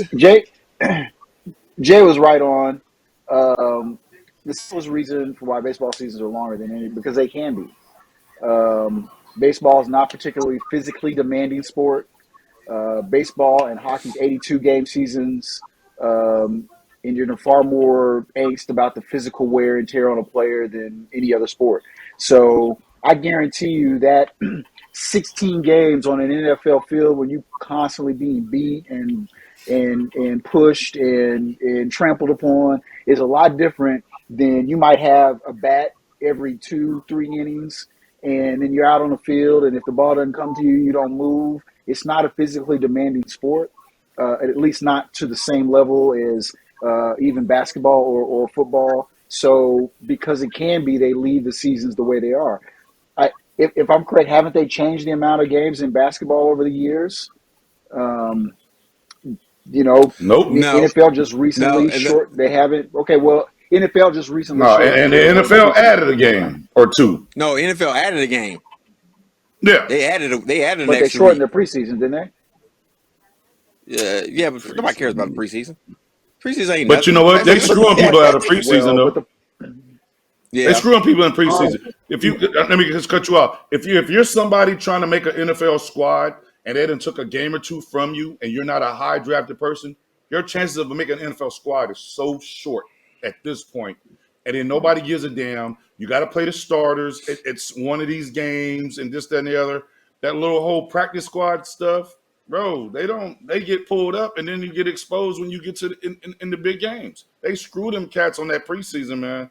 With shortening Okay. that. Jay, what you got? Just play the cats that are trying to make it. Tom Brady don't need to be out there. You're right. What you got, So Jay? are we gonna talk about fixing baseball, or are we gonna go to football? Well, I'm gonna be like this. Go ahead. So with fixing baseball, so the 162 games is because it's not physically demanding, and it's been that for over 100 years, right? If you want to fix it and you want the casual fan to watch baseball, you got to shorten the season. Now, the way to shorten the season, so what they can do with baseball is this. The reason they have the games and they haven't talked about fixing it is because the revenue. The owners want the money. You get 162 games, you get 81 home games, right? All that revenue is going to the owners. The way to fix it, if you get it down to 140 games and you add 2 teams to the playoffs, you got 8 teams in each league. You got the American League with 8, National League with 8. So we'll get that one game elimination stuff out of the way, because that's dumb anyway. It's one game. Like last year, you had the Dodgers, you had the 2 best teams in baseball play a one-game elimination. So now one of the 2 best teams is out after one game. So what they can do is 8 teams. The first series can be a 3-game series, a best of 3, and the rest can be best of 7. The owners are going to add more money anyway to the playoff. It's because they don't have to play the players. The players is signed a contract under regular season money. The owners can get extra revenue from playoff games. You get more playoff games if there's more teams in the playoffs. That's how you solve the revenue part. The games part, the average fan ain't trying to see 162. You shorten it to 140, and what you do is you have the playoffs start Labor Day weekend, right? You got college football. College football runs Labor Day. If you put college football games starting on Saturday afternoon, you get the opening round of the playoffs, Major League Baseball, starting Saturday night. Everybody's at home over Labor Day. Then you get Sunday afternoon games. And then Labor Day, Monday, there's no games. Basketball ain't started yet. NFL ain't started yet, and they don't play on Monday. So Labor Day on Monday, MLB has all of the networks to themselves. You get the marquee first-round matchup. The Game 3 can be on that Labor Day Monday. You can get double, triple headers there, right there. Everybody's at home watching the game. You kick off the playoffs Labor Day weekend, and that's how you can do it. So I want to throw this in here because I actually found this really interesting piece of information online about the origination of 162 games. And I think Jamal's scenario, I think somebody need to listen to that because that actually makes a lot of sense. Yeah. But this is where it started from. This is where it originated from. And it basically, they said if you look at 1920, it was just simple math. There were 2 leagues of 8 teams each. there were no divisions yet. That meant that each team had 7 rivals. So for a few years, teams played each other, their rivals, 20 times for a 140-game season. But in 1920, it was expanded to 22 games against each of the 7 rivals, 11 home games, 11 away games, resulting in a 154-game season. But in 1961, the American League added the Los Angeles Angels and the Washington Senators. And the following year, the National League welcomed the New York Mets and the Houston Colt 45s. Yes, indeed. After the first expansion, each team had 9 rivals rather than 7, and 154 games was bad math. So essentially, 1961, after the AL had expanded, the National League had not. The leagues played seasons at different lengths. Both World Series contestants opened their regular seasons on April 11th and concluded on April 1st, which meant that the National League had more days off than the American League. So they moved it to 162 games to kind of even it out for both the American League and the National League. But they even struggle now at this point to maintain that because they've added more teams since then. But that's essentially where the 162-game season came from, trying to make sure that the amount of home games, away games were even, the rivals were even. It was just math for them. So, and in conjunction with the way the season set in between your fall sports, your winter sports, spring sports, there's nothing else. So for that length of time, I guess people just kind of accepted it, right? But that's where the 162 games came from. Well, see, that's my problem with a lot of this stuff. That's my problem with a lot of this stuff. Is that what you just said, the last part you just said, Anthony? People just accepted it. There has never really been a true, like, somebody's just saying, hey, let's restructure everything we're talking about doing. Okay? Let's see what's going to work best for the players. Let's see what's going to work best for the fans. Let's see what's going to work best for the organizations themselves. Let's see what's going to work best for Major League Baseball as a whole.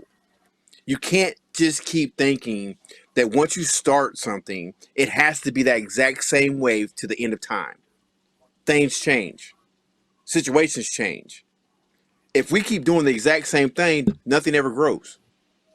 Nothing ever gets better. The sport doesn't get better. The organizations don't get better. The players don't get better. Nothing gets better. And that's to me that to me is the problem. And if you talk about all sports or just anything in society now, there's a lot of things that go on that because we've done something this certain way from the end of time, since the beginning of time. This is how we've done it, and this is how we're going to continue to do it. When you start doing stuff like that, nothing ever gets better. Nothing. And now what's happening with Major League Baseball? Viewership's going down. Attendance is going down. People are tired of people. You got people on both sides talking about they're tired of hearing the players complain about this and that. You're making millions of dollars, but you're still complaining about money and other things. I mean, all 3 of us have heard it when it comes to the NBA and those guys complaining about money, this and that. There's always no system's perfect. I don't care what it is, whether it's basketball, baseball, football, hockey, Jay and I, Rashard and I being in the military, Jay working in the corporate world, no system is perfect. There's always going to be room for improvement. But when you get to the point where you start saying, well, we've always done it this way, nothing's ever going to improve. And to me, that's where my problem is when it comes to that. And I've always loved baseball. Baseball, was a sport I loved playing growing up. I was extremely good at it. You know what I'm saying? I loved it. I ended up giving up baseball because I had really bad allergies as a kid. The thing was, if I didn't take my pill or I missed a shot or something like that, I was out for a week, man. My eyes would swell up. I couldn't breathe. So I ended up transitioning over to basketball because basketball I could play year round. I didn't have to worry about, all that other stuff. I'm saying? I could go in the gym. I can get my shots up. I was good. So that's why I ended up transitioning out of baseball. But I've always had the love for the sport. Even though I don't play anymore, I find myself, I don't really have much love for the sport. I get more enjoyment just playing the show on Xbox. You know what I'm saying? I get more enjoyment playing that, creating a player on there, and just like my player right now, he's got these long gray dreads with a long gray beard. You know what I'm saying? He out there, he's got like 152 home runs in 48 games. But what I'm saying is that's where my You playing with enjoyment the Red is. Sox? No, I'm playing with Colorado, man, because it's easy to get a home run off in that stadium. But anyways, but I that's where my enjoyment is now. I used to like to watch baseball. I used to like to go to the games. I'm not a huge Kansas City Royals fan. I've liked some players on the past, but at the same time, they're the closest stadium to me. They're the closest team I can go watch. So I do support them. You know what I'm saying? But it's like we talked about the casual fan.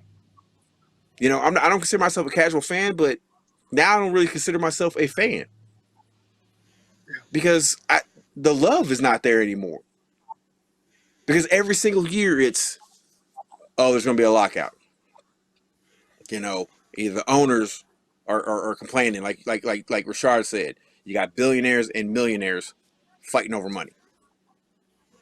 Like with everything going on in this country and all the stuff going on, we're still talking about you got billionaires and millionaires fighting over money. We got people that are struggling, trying to figure out what they're going to eat tonight, what they're going to be able to do for their kids the next day. I mean, come on. Yeah. This is what you guys are doing. Really? So there's a lot that needs to be fixed when it comes to this. I think the season is really, really, really going to start late. I think they'll figure it out, but every other day you keep hearing like, oh, they're talking, but they're talking for like 10 or 15 minutes. Like, who's talking? Like, you can't convince me. It's like 30 people in 2 different rooms and they're not talking to us. Like, who's talking? I don't get that. My thing is, and Jay, you said Mike Trout, right? Mike Trout's the one of the names, the big name. Y'all gotta look, bro. Like, what MLB did themselves a bad thing. Mike Trout ain't on nobody. What commercial this dude on? Nothing. Like, they don't even promote their sport. So is he? Is he now? No. What I was going to agree. No, I was going to agree with you. What the difference between the NBA, NFL, and the MLB is MLB and NFL they promote the shield, the brand of the sport. Major League Baseball promotes Major League Baseball.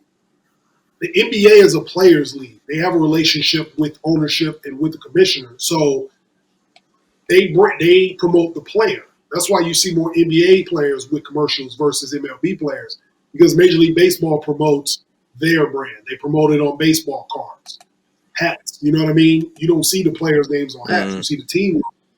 And that's the reason why it's hard to gravitate towards a player unless you are a baseball junkie or you share baseball cards.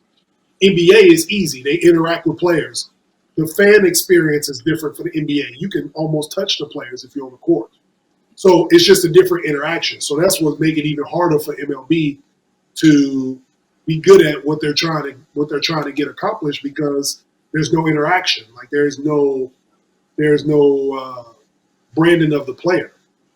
They're just branding the shield. Yeah, there's no branding. You're right. There's no branding of the player. Like, you're not even promoting American-born players. Like, I promise you, outside of Trout, I live in Houston, so I can name the Astros. I can't name nobody in the MLB. I know an Astro pitcher that plays in New York now. I can't tell you who's on the Yankees. I don't know. Now, I'm a Mariners fan. So let me ask you guys this question. Hold up. Okay, that just wow. So let me ask you this question. Now we all we're all in the basketball circle. You know what I'm saying? That's what we do. That's what we've done. That's our main sport. Okay, so we're gonna compare basketball to baseball right now. Screw every other sport. I don't care about any other sport right now except for those 2 sports. Okay. Is it fair to say, when we talk about that, because Rashard said something, he said it before, and because Major League Baseball is not predominantly American sport. When you look at most of the teams that are in there right now, you've got guys from the Dominican Republic. I mean, who's some of the other nationalities other than Americans that are in there? Dominican, Latin American, you got Mexican players. Latin America. Yeah, we got Japan. Let's just say what it is. African Americans ain't playing baseball, bro. Okay, now it's more when you look at players. that, you said what, Jay? I say it's more Hispanic players, like from other Hispanic countries, than it is American players. Yeah. Okay, now here's what I'm trying to get at. When you look at that, look at basketball. Basketball is predominantly what? It's predominantly black, right? For the most part, right? Yep. Here's what I'm looking at now. When some of these younger, we'll say, if we're talking basketball, younger African American athletes that are coming up, what is one of the two sports that they have the best chance of making it out of? Basketball, football, or and basketball. Right? Now you look at these other countries. Basketball. Yeah, making it. Yeah, basketball. Now, when you look at these other countries, now now that we're having this conversation, I'm starting to get a bigger picture. A lot of them, especially these countries that they struggle in, and they don't have everything that they need, and they're struggling just like our inner city kids are struggling. Baseball was the biggest sport for them.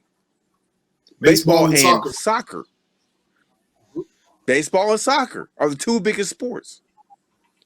So I'm starting to get a bigger picture now as to why we really aren't having too many Americans that are maybe, I'm not going to say maybe they don't have the same love or interest for the Major League Baseball, but it's not marketed to any of these other kids in America. All right. Baseball is not marketed at all. Let me take this one. Go for it. All right. Being a military brat, my dad was in the military. I grew up in Germany. For those who do not know, I grew up in Germany. Our first sport was soccer. Oh, because I was cold on the court. Footwork was nice, son. No. So no. I'm not talking about Dirty Mincy. Yes, it was. First of all, yes, it was. I was nice. Don't do that. I was nice. Jay, I was nice. I'm talking about how crazy you are.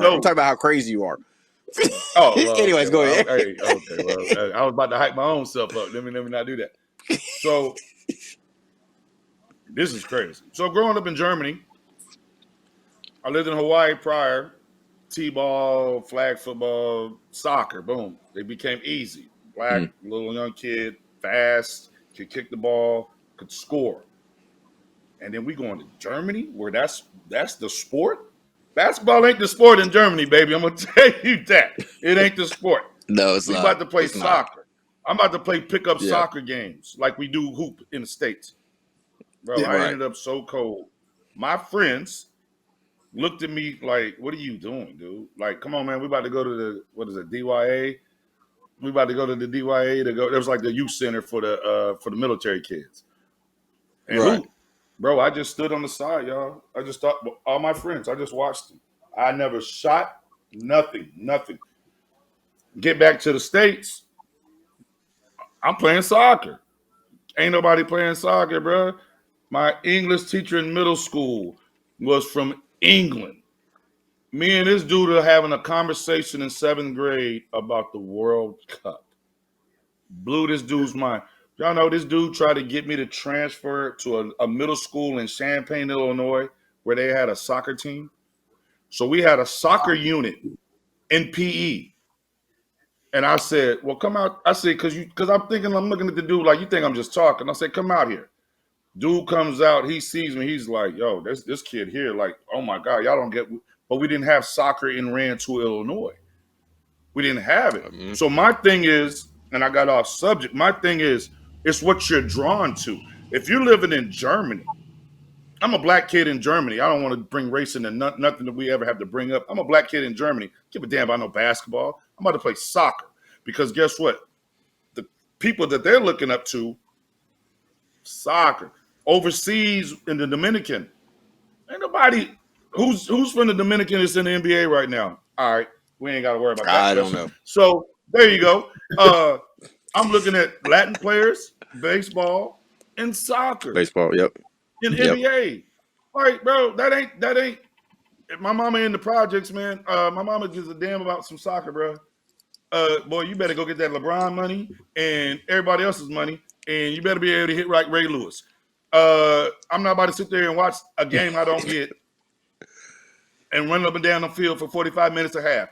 It's not appealing to us in the States. Right. Good sport. If you want to live in the suburbs, yeah, go play soccer. Go get your kid out the house. But ain't nobody making no crazy money in the States. Guess where you got to go to make the money at in soccer? Overseas. All right. Yep. Got off subject. Anthony, Go ahead, don't Jay. you What say you nothing got? smart. What you got, Jay? Yeah, what you got? What you got, Jay? No, I agree. Like I said, to wrap it up, we talked about saving baseball. The biggest thing is finding a way to appeal to the average fan, the casual fan, and appeal to kids so it can be an American sport. It's an America's pastime, but over half of the players that play in MLB are not American. Nope. Yeah, Drop the and mic and on you that don't one. want to sit there and say you don't want to sit there and say, oh well, they're just saying that the Americans are the only ones that can play. No, we're not saying that. What we're saying is that there's so much going on, but like everybody's alluded to, I can't think of the last time I seen a Major League Baseball player on a commercial. I can't remember I the think it last was time Subway. I think I've was heard. it Trout on Subway? I think it was Subway. I think it was Maybe. Mike Trout. At least the last one I remember was Mike Trout on Subway.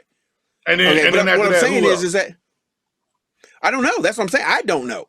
I'm not going to sit there and say that they're not. I don't know because I don't really hear about baseball until it's time for baseball. Go ahead, Ant. Hold on. Out here, So we got a so store called HEB, and the Astro infielders, they're on that. But that's local. That makes sense. But as far as national, Yeah, I local. don't Yeah. know. All right, what you got, Ant? okay, so the question though is what can save baseball? All right. So do I go to a baseball game because of who I identify on there or because I saw him on a commercial? To me, what this boils down to is the speed of the game, um, the saturation of the sport. So you got so many games now. I live here in Kansas City, and so I do enjoy going to the Royals games. Um, but for instance, going during the week, that game's not getting out till 10:30, 11 o'clock at night. I got stuff to do tomorrow. Right. I got a You know, life. it's right. Right. So No, right. Ain't no to time me, clock. yeah, to me, it's not. It's because listen, if the game is exciting, if the game, I don't care who's playing. Um, listen, when the Royals had their little hot streak, yeah, you can name players because, Mm. excuse me, because you're invested in the team. The team is doing well.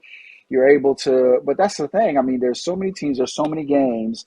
If your team is not hot, why are you going? It's. So when you're talking about saving the sport, you're talking again pace, length. Um, those two things I think are really, really what makes it difficult. Our society has moved away from this slow, lackadaisical, go out for a Sunday drive.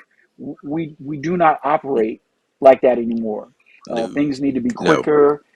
Information we've become more accustomed to grasping information quicker, to processing information quicker, and so to slow down.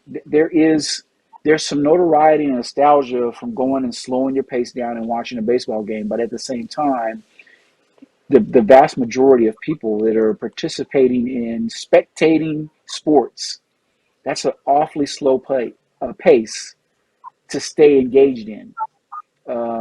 Hmm. And so, for me as a fan, until you can really kind of address that, and the hard thing is how in the world do you do that without changing the absolute substance of the game? That's a difficult ask, and I don't No, know it's not. how they would be able to do it, No, it's but not. I'm gonna tell you why. I'm gonna tell you why it's not. Anthony, go ahead and pull that picture up that I actually pulled up. I'm going to save baseball right now. Okay? I'm going to save baseball right now. You want to save baseball? You need to find this man right here. You need to find the wild thing. Okay?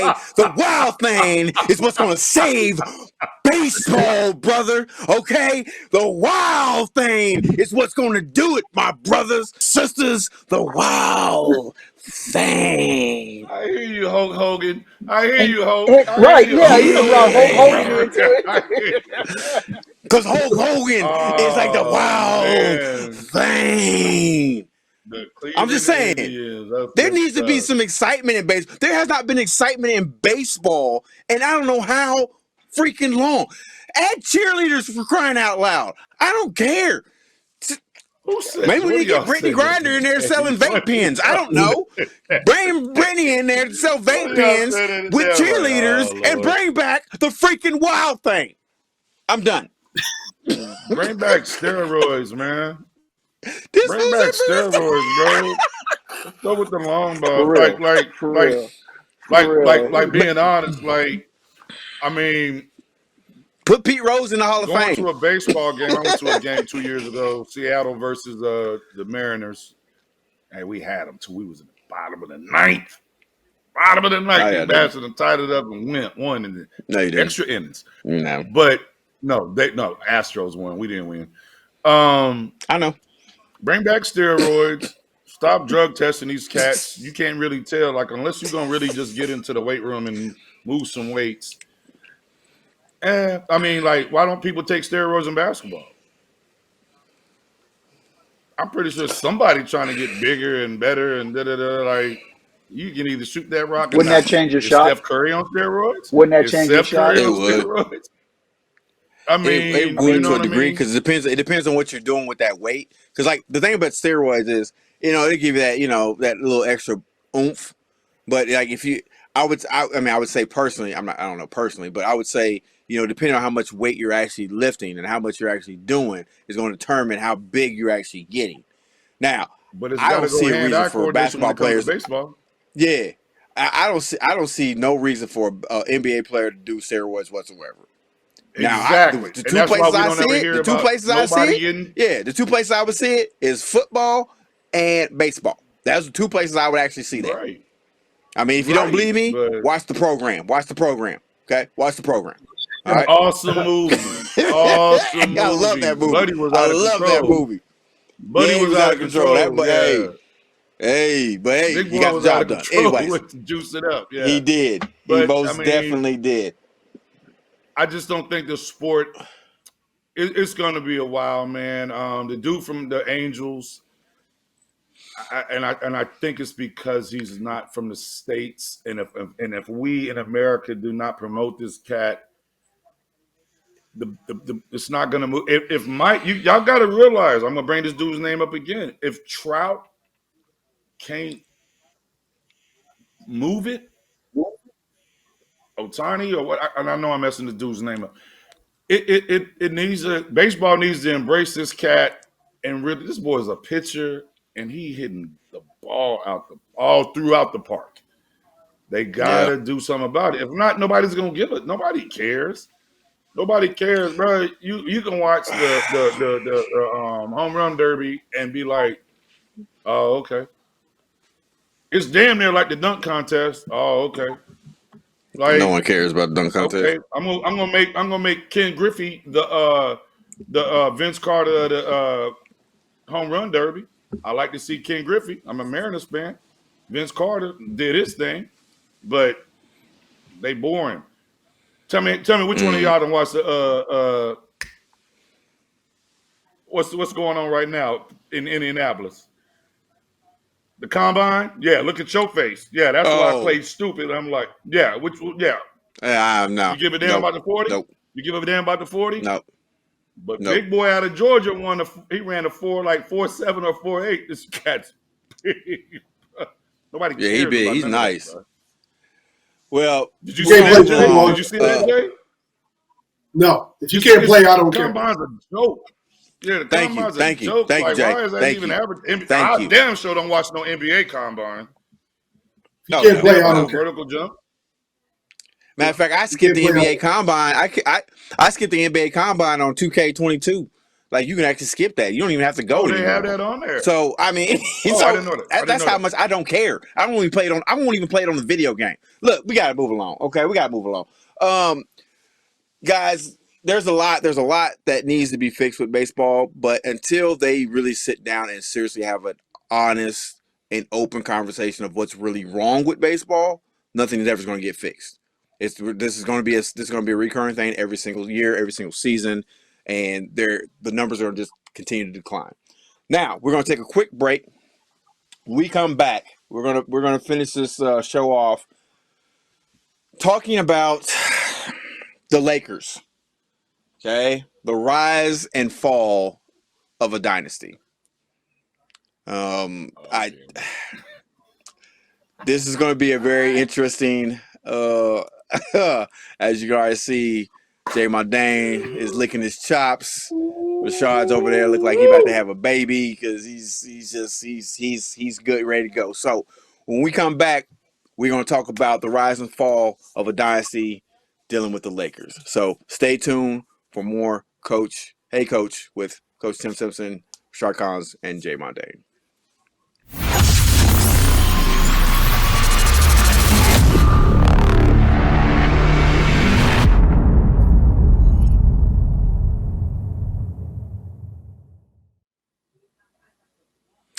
Okay, so the Lakers are tied with the Celtics right now with championships, right? 17. I want to make sure I got that correct. Yeah, they both got 17. Okay, so I want to make sure. Hey man, you gotta do another section. 33 divisional titles. Yeah, we're gonna wrap it up. This one's not gonna. We can take it up. Do y'all want to go ahead and do? Well, we're gonna have to go ahead and do it because we already have it in there. What time you need to be done? Wardrobe change. I got a Zoom. Hell yes, wardrobe change, baby. You damn so right. Yeah, let's go. We're gonna talk about who's number Lakers. 40 anyways.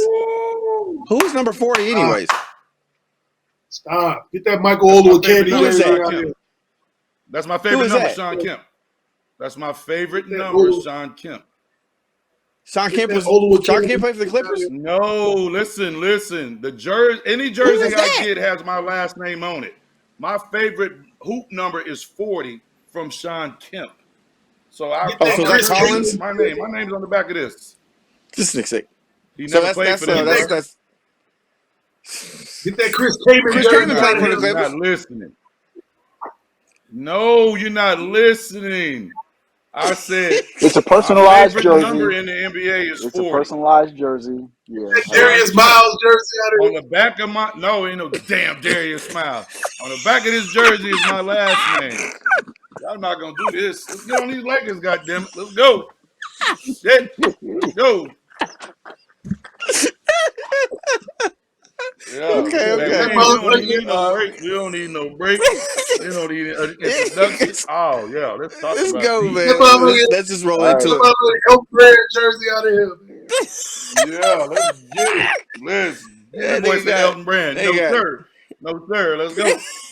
Let's go. Let's go. I got a Lamar Odom jersey. He got a Lamar Odom jersey. Hey, before he got with the Kardashians. Get that Karam jersey out of here. Hey, bro, we done had names ain't did a damn thing. Corey Maggette, we done had names that ain't did nothing. What? Bruh. Oh my God! Come on, let's wrap this up. Y'all gotta go. Here we go. Yeah, let's go. Let's get it. Yeah, wardrobe change, baby. Luke Kennard jersey. 5. Here we go. 5. 6.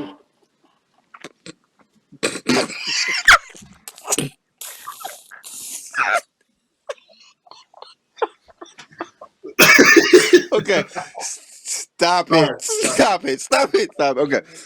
Whew. Okay, let's go, bro. Let's go. Let's get it going. 5. Make it good. Y'all ready? Mm-hmm. No, I'm not. I'm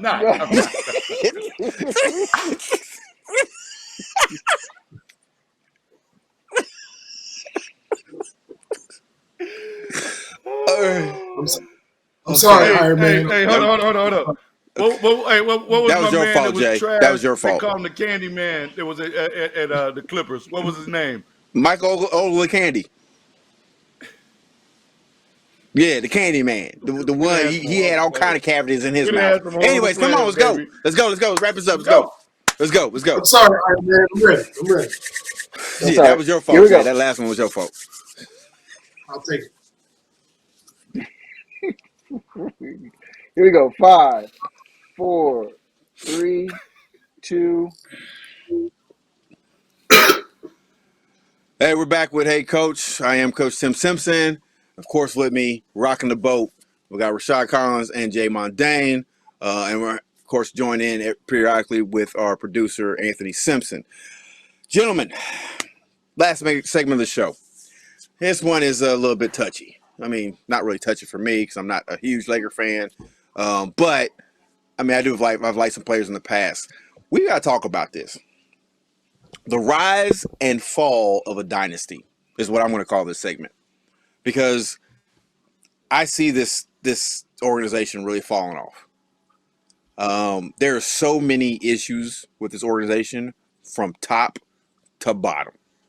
There are so many holes and so many reasons why this organization is right now terrible. They're horrible right now. This is the worst I've ever seen the Lakers. And I don't think I ever remember them ever being a team that has been horrible.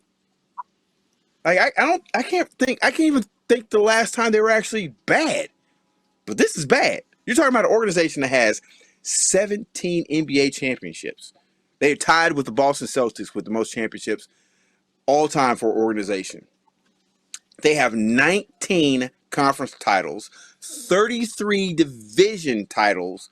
They have 11 jerseys retired, with likes of Kobe Bryant, who has 2 jerseys retired, number 8, number 24, one of the greatest Lakers of all time. Magic Johnson, of course, is another big one, 32. You got 33 with Kareem Abdul-Jabbar, 34 with my main man Shaq, 42 James Worthy, but the logo, number 44, Jerry West, probably one of the bigger ones. Guys,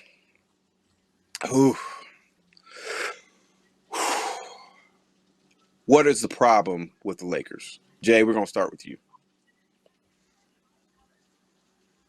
The problem with the Lakers. We talked about it and we touched on it a little bit in the first episode. The reason we're talking about it now is because, they got a show coming on that actually airs tonight, the rise of the Lakers Dynasty. What's the state of affairs with them now? They're a bad basketball team. All right? I'll just keep it simple. They're a bad team. So they gave too much control to the players and to an inexperienced GM. The GM was an agent for years. He played basketball. He played with the Fab Five in Michigan. Rob Pelinka. People don't know. Yeah. He was an agent for years. He was Kobe Bryant's agent for years. So he ingratiated himself with the Lakers, which is fine, but they put him in a GM position. They're not that far away from being when they were good. They just won a championship 2 years ago. How soon we forget. It was in the bubble, but nonetheless. The decline has just been so fast from where they were. And the reason they're bad is because every year they've reconstructed their team. If you look where LeBron got there to where he is now, in 4 years, he's had different teammates every single year. No matter how good you are as a basketball player or team, it's hard to get any type of nucleus together when you got different teammates every year. Anthony Davis is hurt every year. They're getting older and older. Like, they're relying on players that are in their mid to late 30s, year 14, 15, to give them heavy minutes. Like, LeBron shouldn't be giving you heavy minutes in year 19. It's just a sign of a bad basketball team. They can't keep leads on the court. They can't keep leads. They lose to young teams just because of the energy that you got to play with to sustain in an 82-game season. Off the court, we don't know what's happening with management. Like, 1 minute you hear they want to fire Rob Pelinka, the next minute Jeannie Buss is okay with him. It's just turmoil always surrounding them. Now, the Lakers have been through this before. There are ebbs and flows throughout their dynasty. Even in mid-2000s when Shaq left, Kobe went through some turmoil, even asked to be traded. They went through this stuff, and then they get a superstar, and they put it back together. It's just that the way it looks now, LA doesn't seem attractive to players because players are starting to see now that they can make money anywhere and they can win anywhere. Like, you got a kid like Devin Booker. He can win in Phoenix, and he can make money in Phoenix.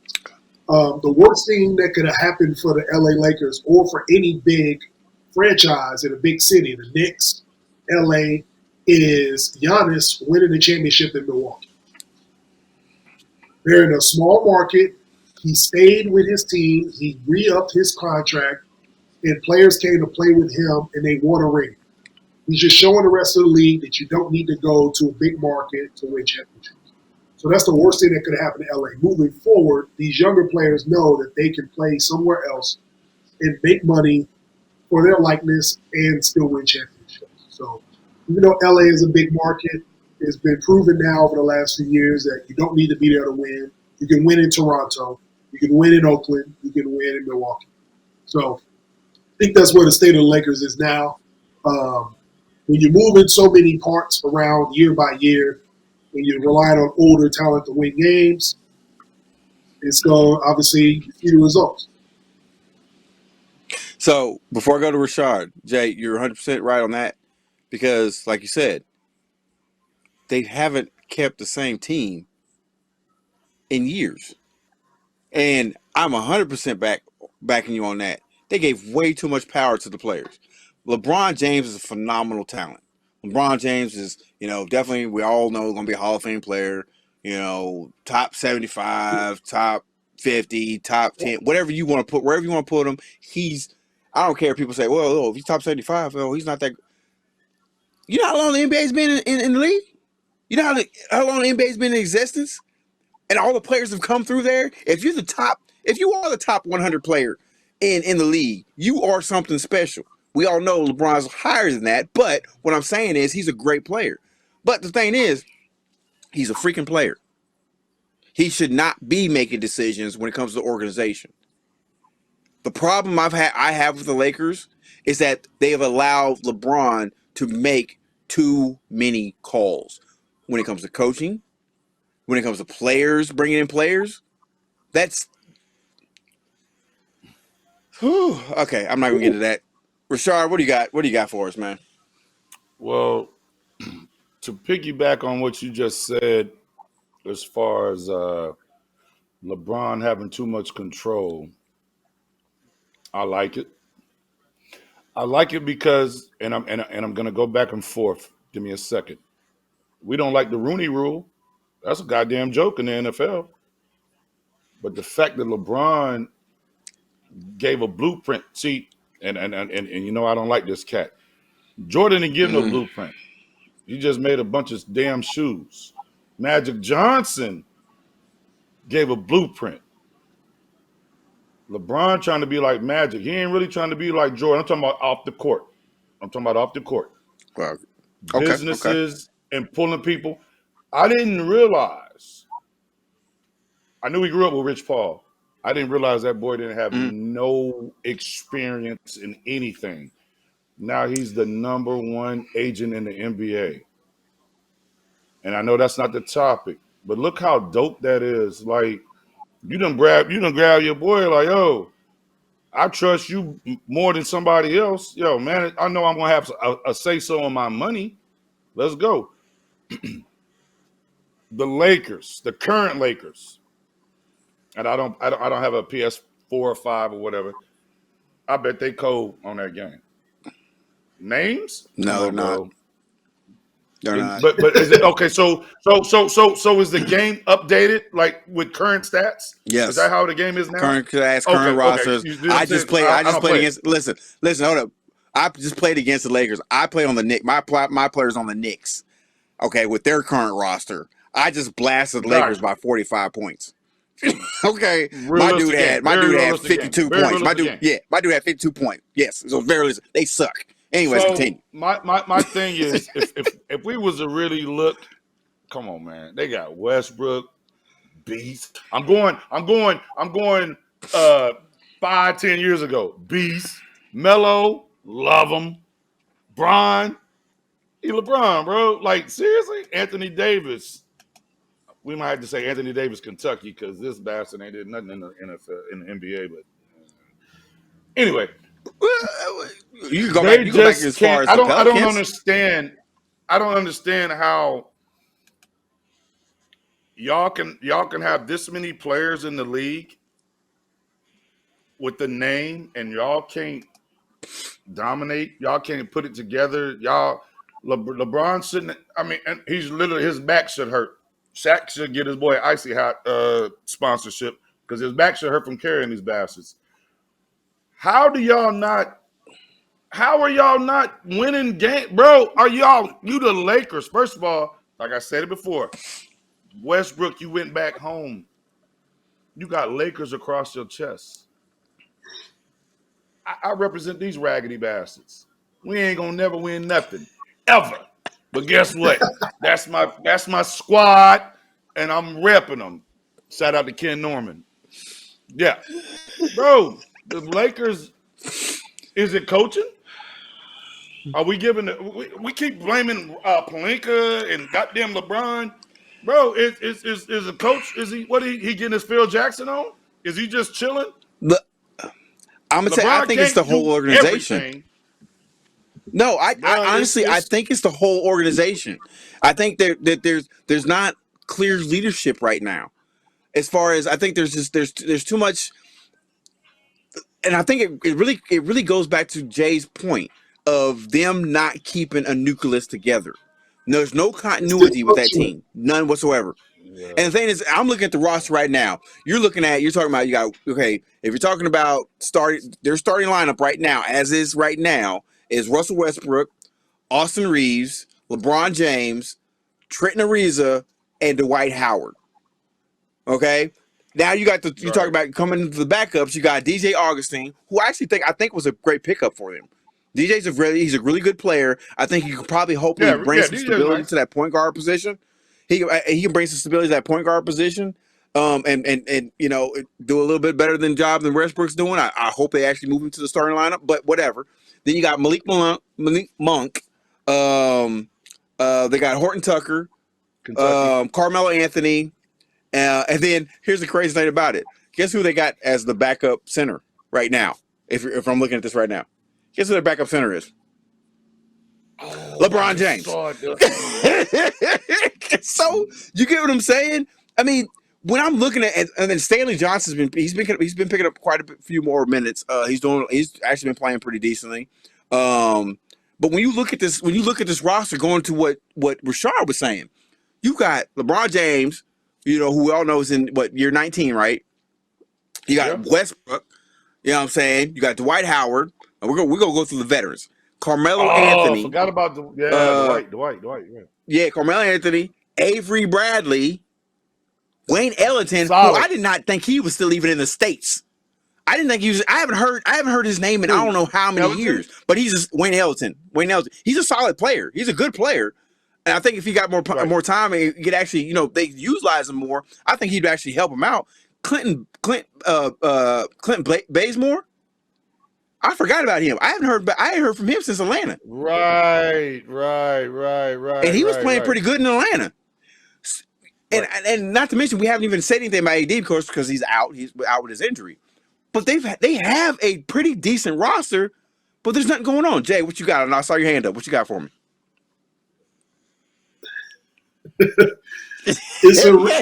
Compose yourself. Y'all naming all these names. It's a reason these guys are available.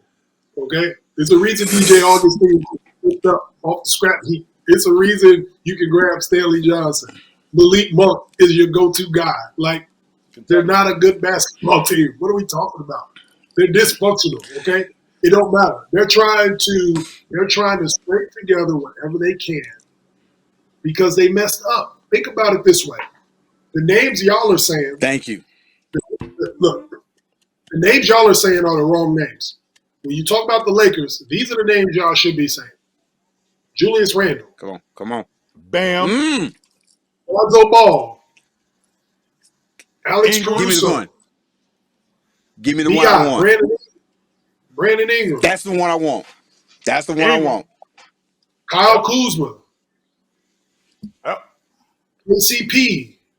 Like these are the names that we should be talking about when we talk about the Lakers. Not the guys that's in the uniform. What about the young core that they had that they threw away? They threw away their future to get one ring, and now they're gonna be in purgatory for the next 5-6 years because they have no draft picks, they have Why no did they throw cap that? space. And Why they throw it away? LeBron's going to retire. He's going to retire at some point. And what's going to happen is everybody talking about he's going to play with his son. And then in one side of everybody's mouth, they saying he's going to play with his son. The other side of their mouth, they saying, oh, they should let LeBron go. Number one, LeBron is not going to go play anywhere he does not want to play. He's going to stay in LA. No. And if you try to trade him, he'll just retire.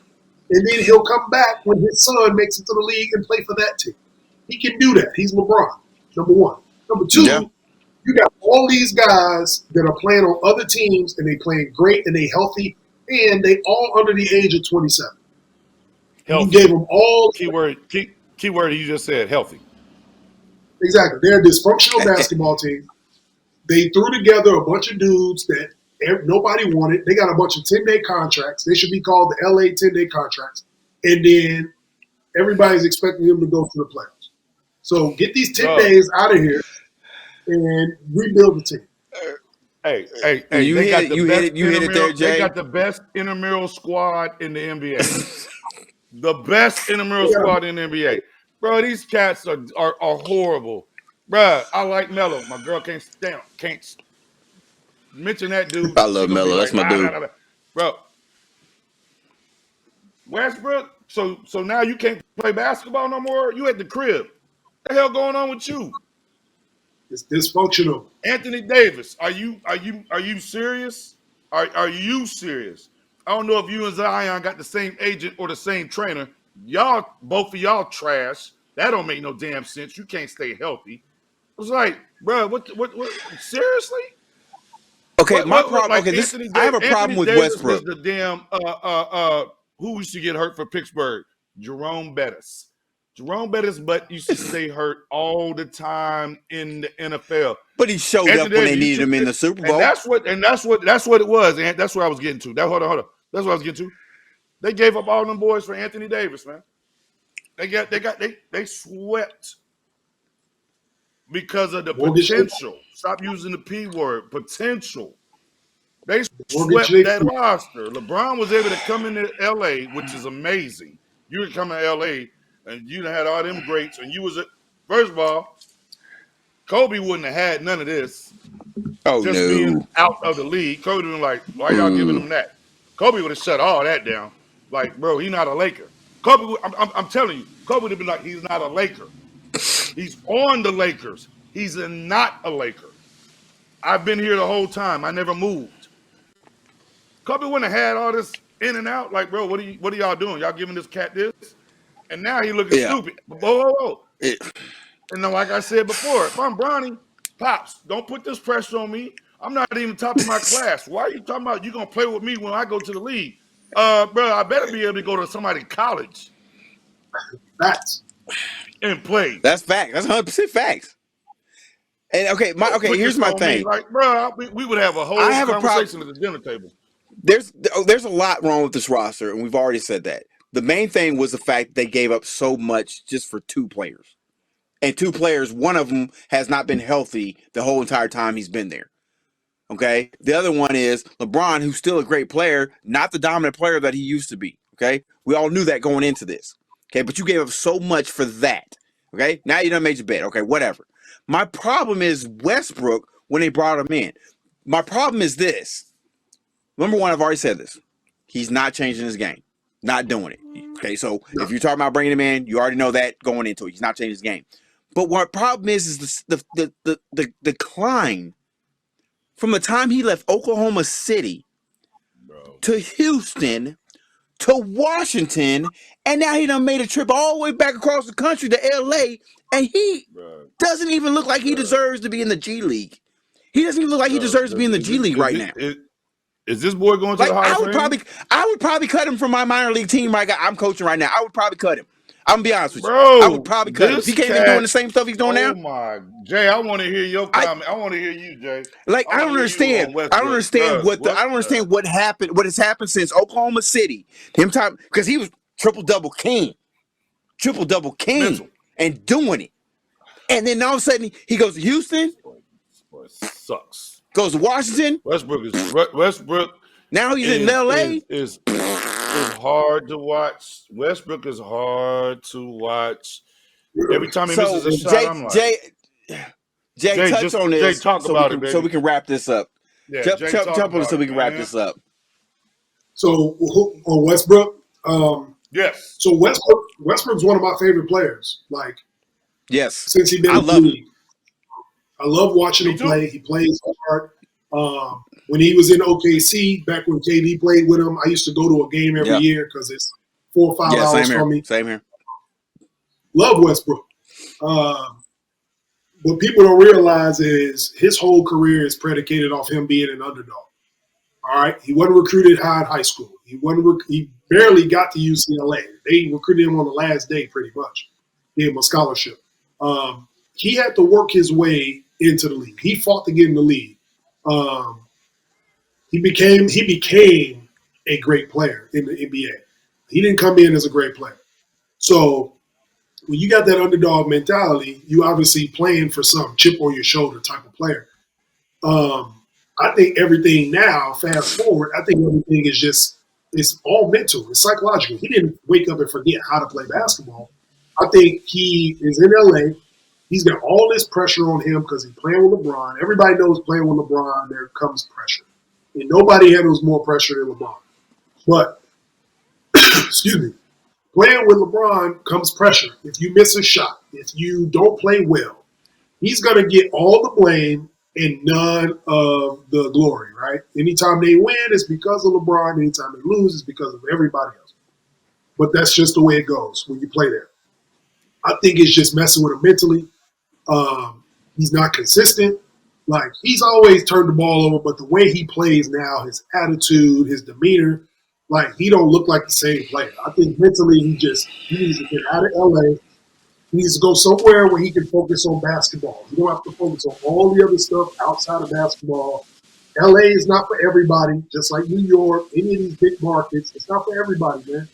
I don't think him playing at home is for him. He might need to go somewhere else, but you don't just roll out of bed and forget how to play. He's like a 10-time All-Star, league MVP. Like, I can run down all his stats, but you don't forget how to play as soon as you come to the Lakers. It's all upstairs. You know what I mean? We all know. We played the game. We know it's 90% mental. And that's what he's dealing with right now. Physically, he can still do it. It's just at the end of the day, if you can put on that uniform and play for the Lakers, you may need to go somewhere else, man. So I think he's just struggling mentally. How And I many more will say years can this: Westbrook play, and where can Westbrook grow? How many more years? Anywhere but LA. And where can he go? I ain't He talking can about no Westbrook- perfect fit. Just Come where play for can me. he Try go? to say 66ers. But that's a great question. That's a great question. I mean, Philly, New Jersey, the Well, Knicks. No, Houston don't want him. no, not Philly. So that's the problem. His game is predicated on athleticism. He probably got 2-3 more years of that, maybe. Yes. Okay. Him as a player, he's going to want to go somewhere where he can win. But the teams that can compete for a title don't want him. So he can't go there. For him to go somewhere and finish out his career on a good note, off the top of the head, I mean, you send him up to Portland, he can go there and play for Chauncey. It'll be okay. OKC. Let him go back home. Yeah, he can go back to OKC. They're going to build a statue for him at the end of the day. Everybody can say what they want about Westbrook. When it's all said and done, he will have a statue outside of the arena because of what he's done for Oklahoma City. He will have one. He can go to OKC. I think he can go to Portland, get Dame out of there, obviously, and they can rebuild and he can play there. Memphis? He can probably go to Nah, Ja there. He can't play with Ja. No. He can go to Detroit. He can go to Detroit and play. What about Chicago? Nah, we got Chicago set, man. Chicago set. They won't. Nah. They contend. Hell no. Nah. That boy can't make it in LA. They gonna kill him in Chicago. I was saying, listen. When I say Chicago, that would be, to me, it would be predicated on one thing: would he accept a role coming off the bench? No.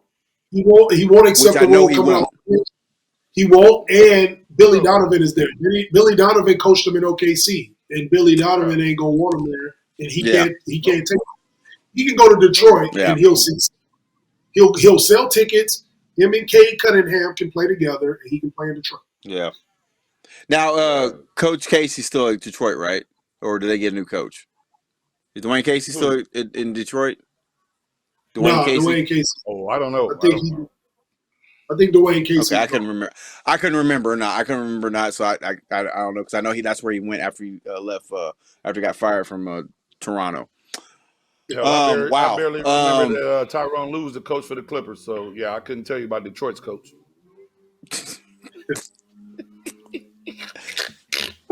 All right. Okay, guys, look, this has been another amazing show. Jay, we are so happy to have you back on the show. Like I said, we're happy you had your time off with the fam, chilling down there in the DR. Rashard, please put that garbage down. Whoa, easy, very aggressive, sir. Very aggressive. Whoa. Put that garbage down. This ain't trash day. Trash day's tomorrow, straight baby. Trash day's tomorrow. Trash Thursday, baby. Straight trash. Hey, man, it is what it is. Like I said, it is what it is. We've had some great topics that we talked about today. It was another great show. Definitely want to give thank you and a shout out to my co-hosts, and to our producer, Anthony Simpson, who did another wonderful job, making sure we stayed on track, giving our stats, videos, everything that we needed. He did a great job. Appreciate you, Ant. Like Appreciate I said, you. yes, definitely check us out on our YouTube channel at Timothy Rashard Jamal on our YouTube page. God, hey, everyone, we thank you for joining us for another episode. And like we always say, Brittany Griner and Cam Reddish. before you can be good to somebody else, make sure you be good to yourself, okay? Everybody's one nation. We're in this together, so let's keep doing this, all right? I love you guys. Have a great one. Thank you for joining. Hey, Coach. They screwing Cam.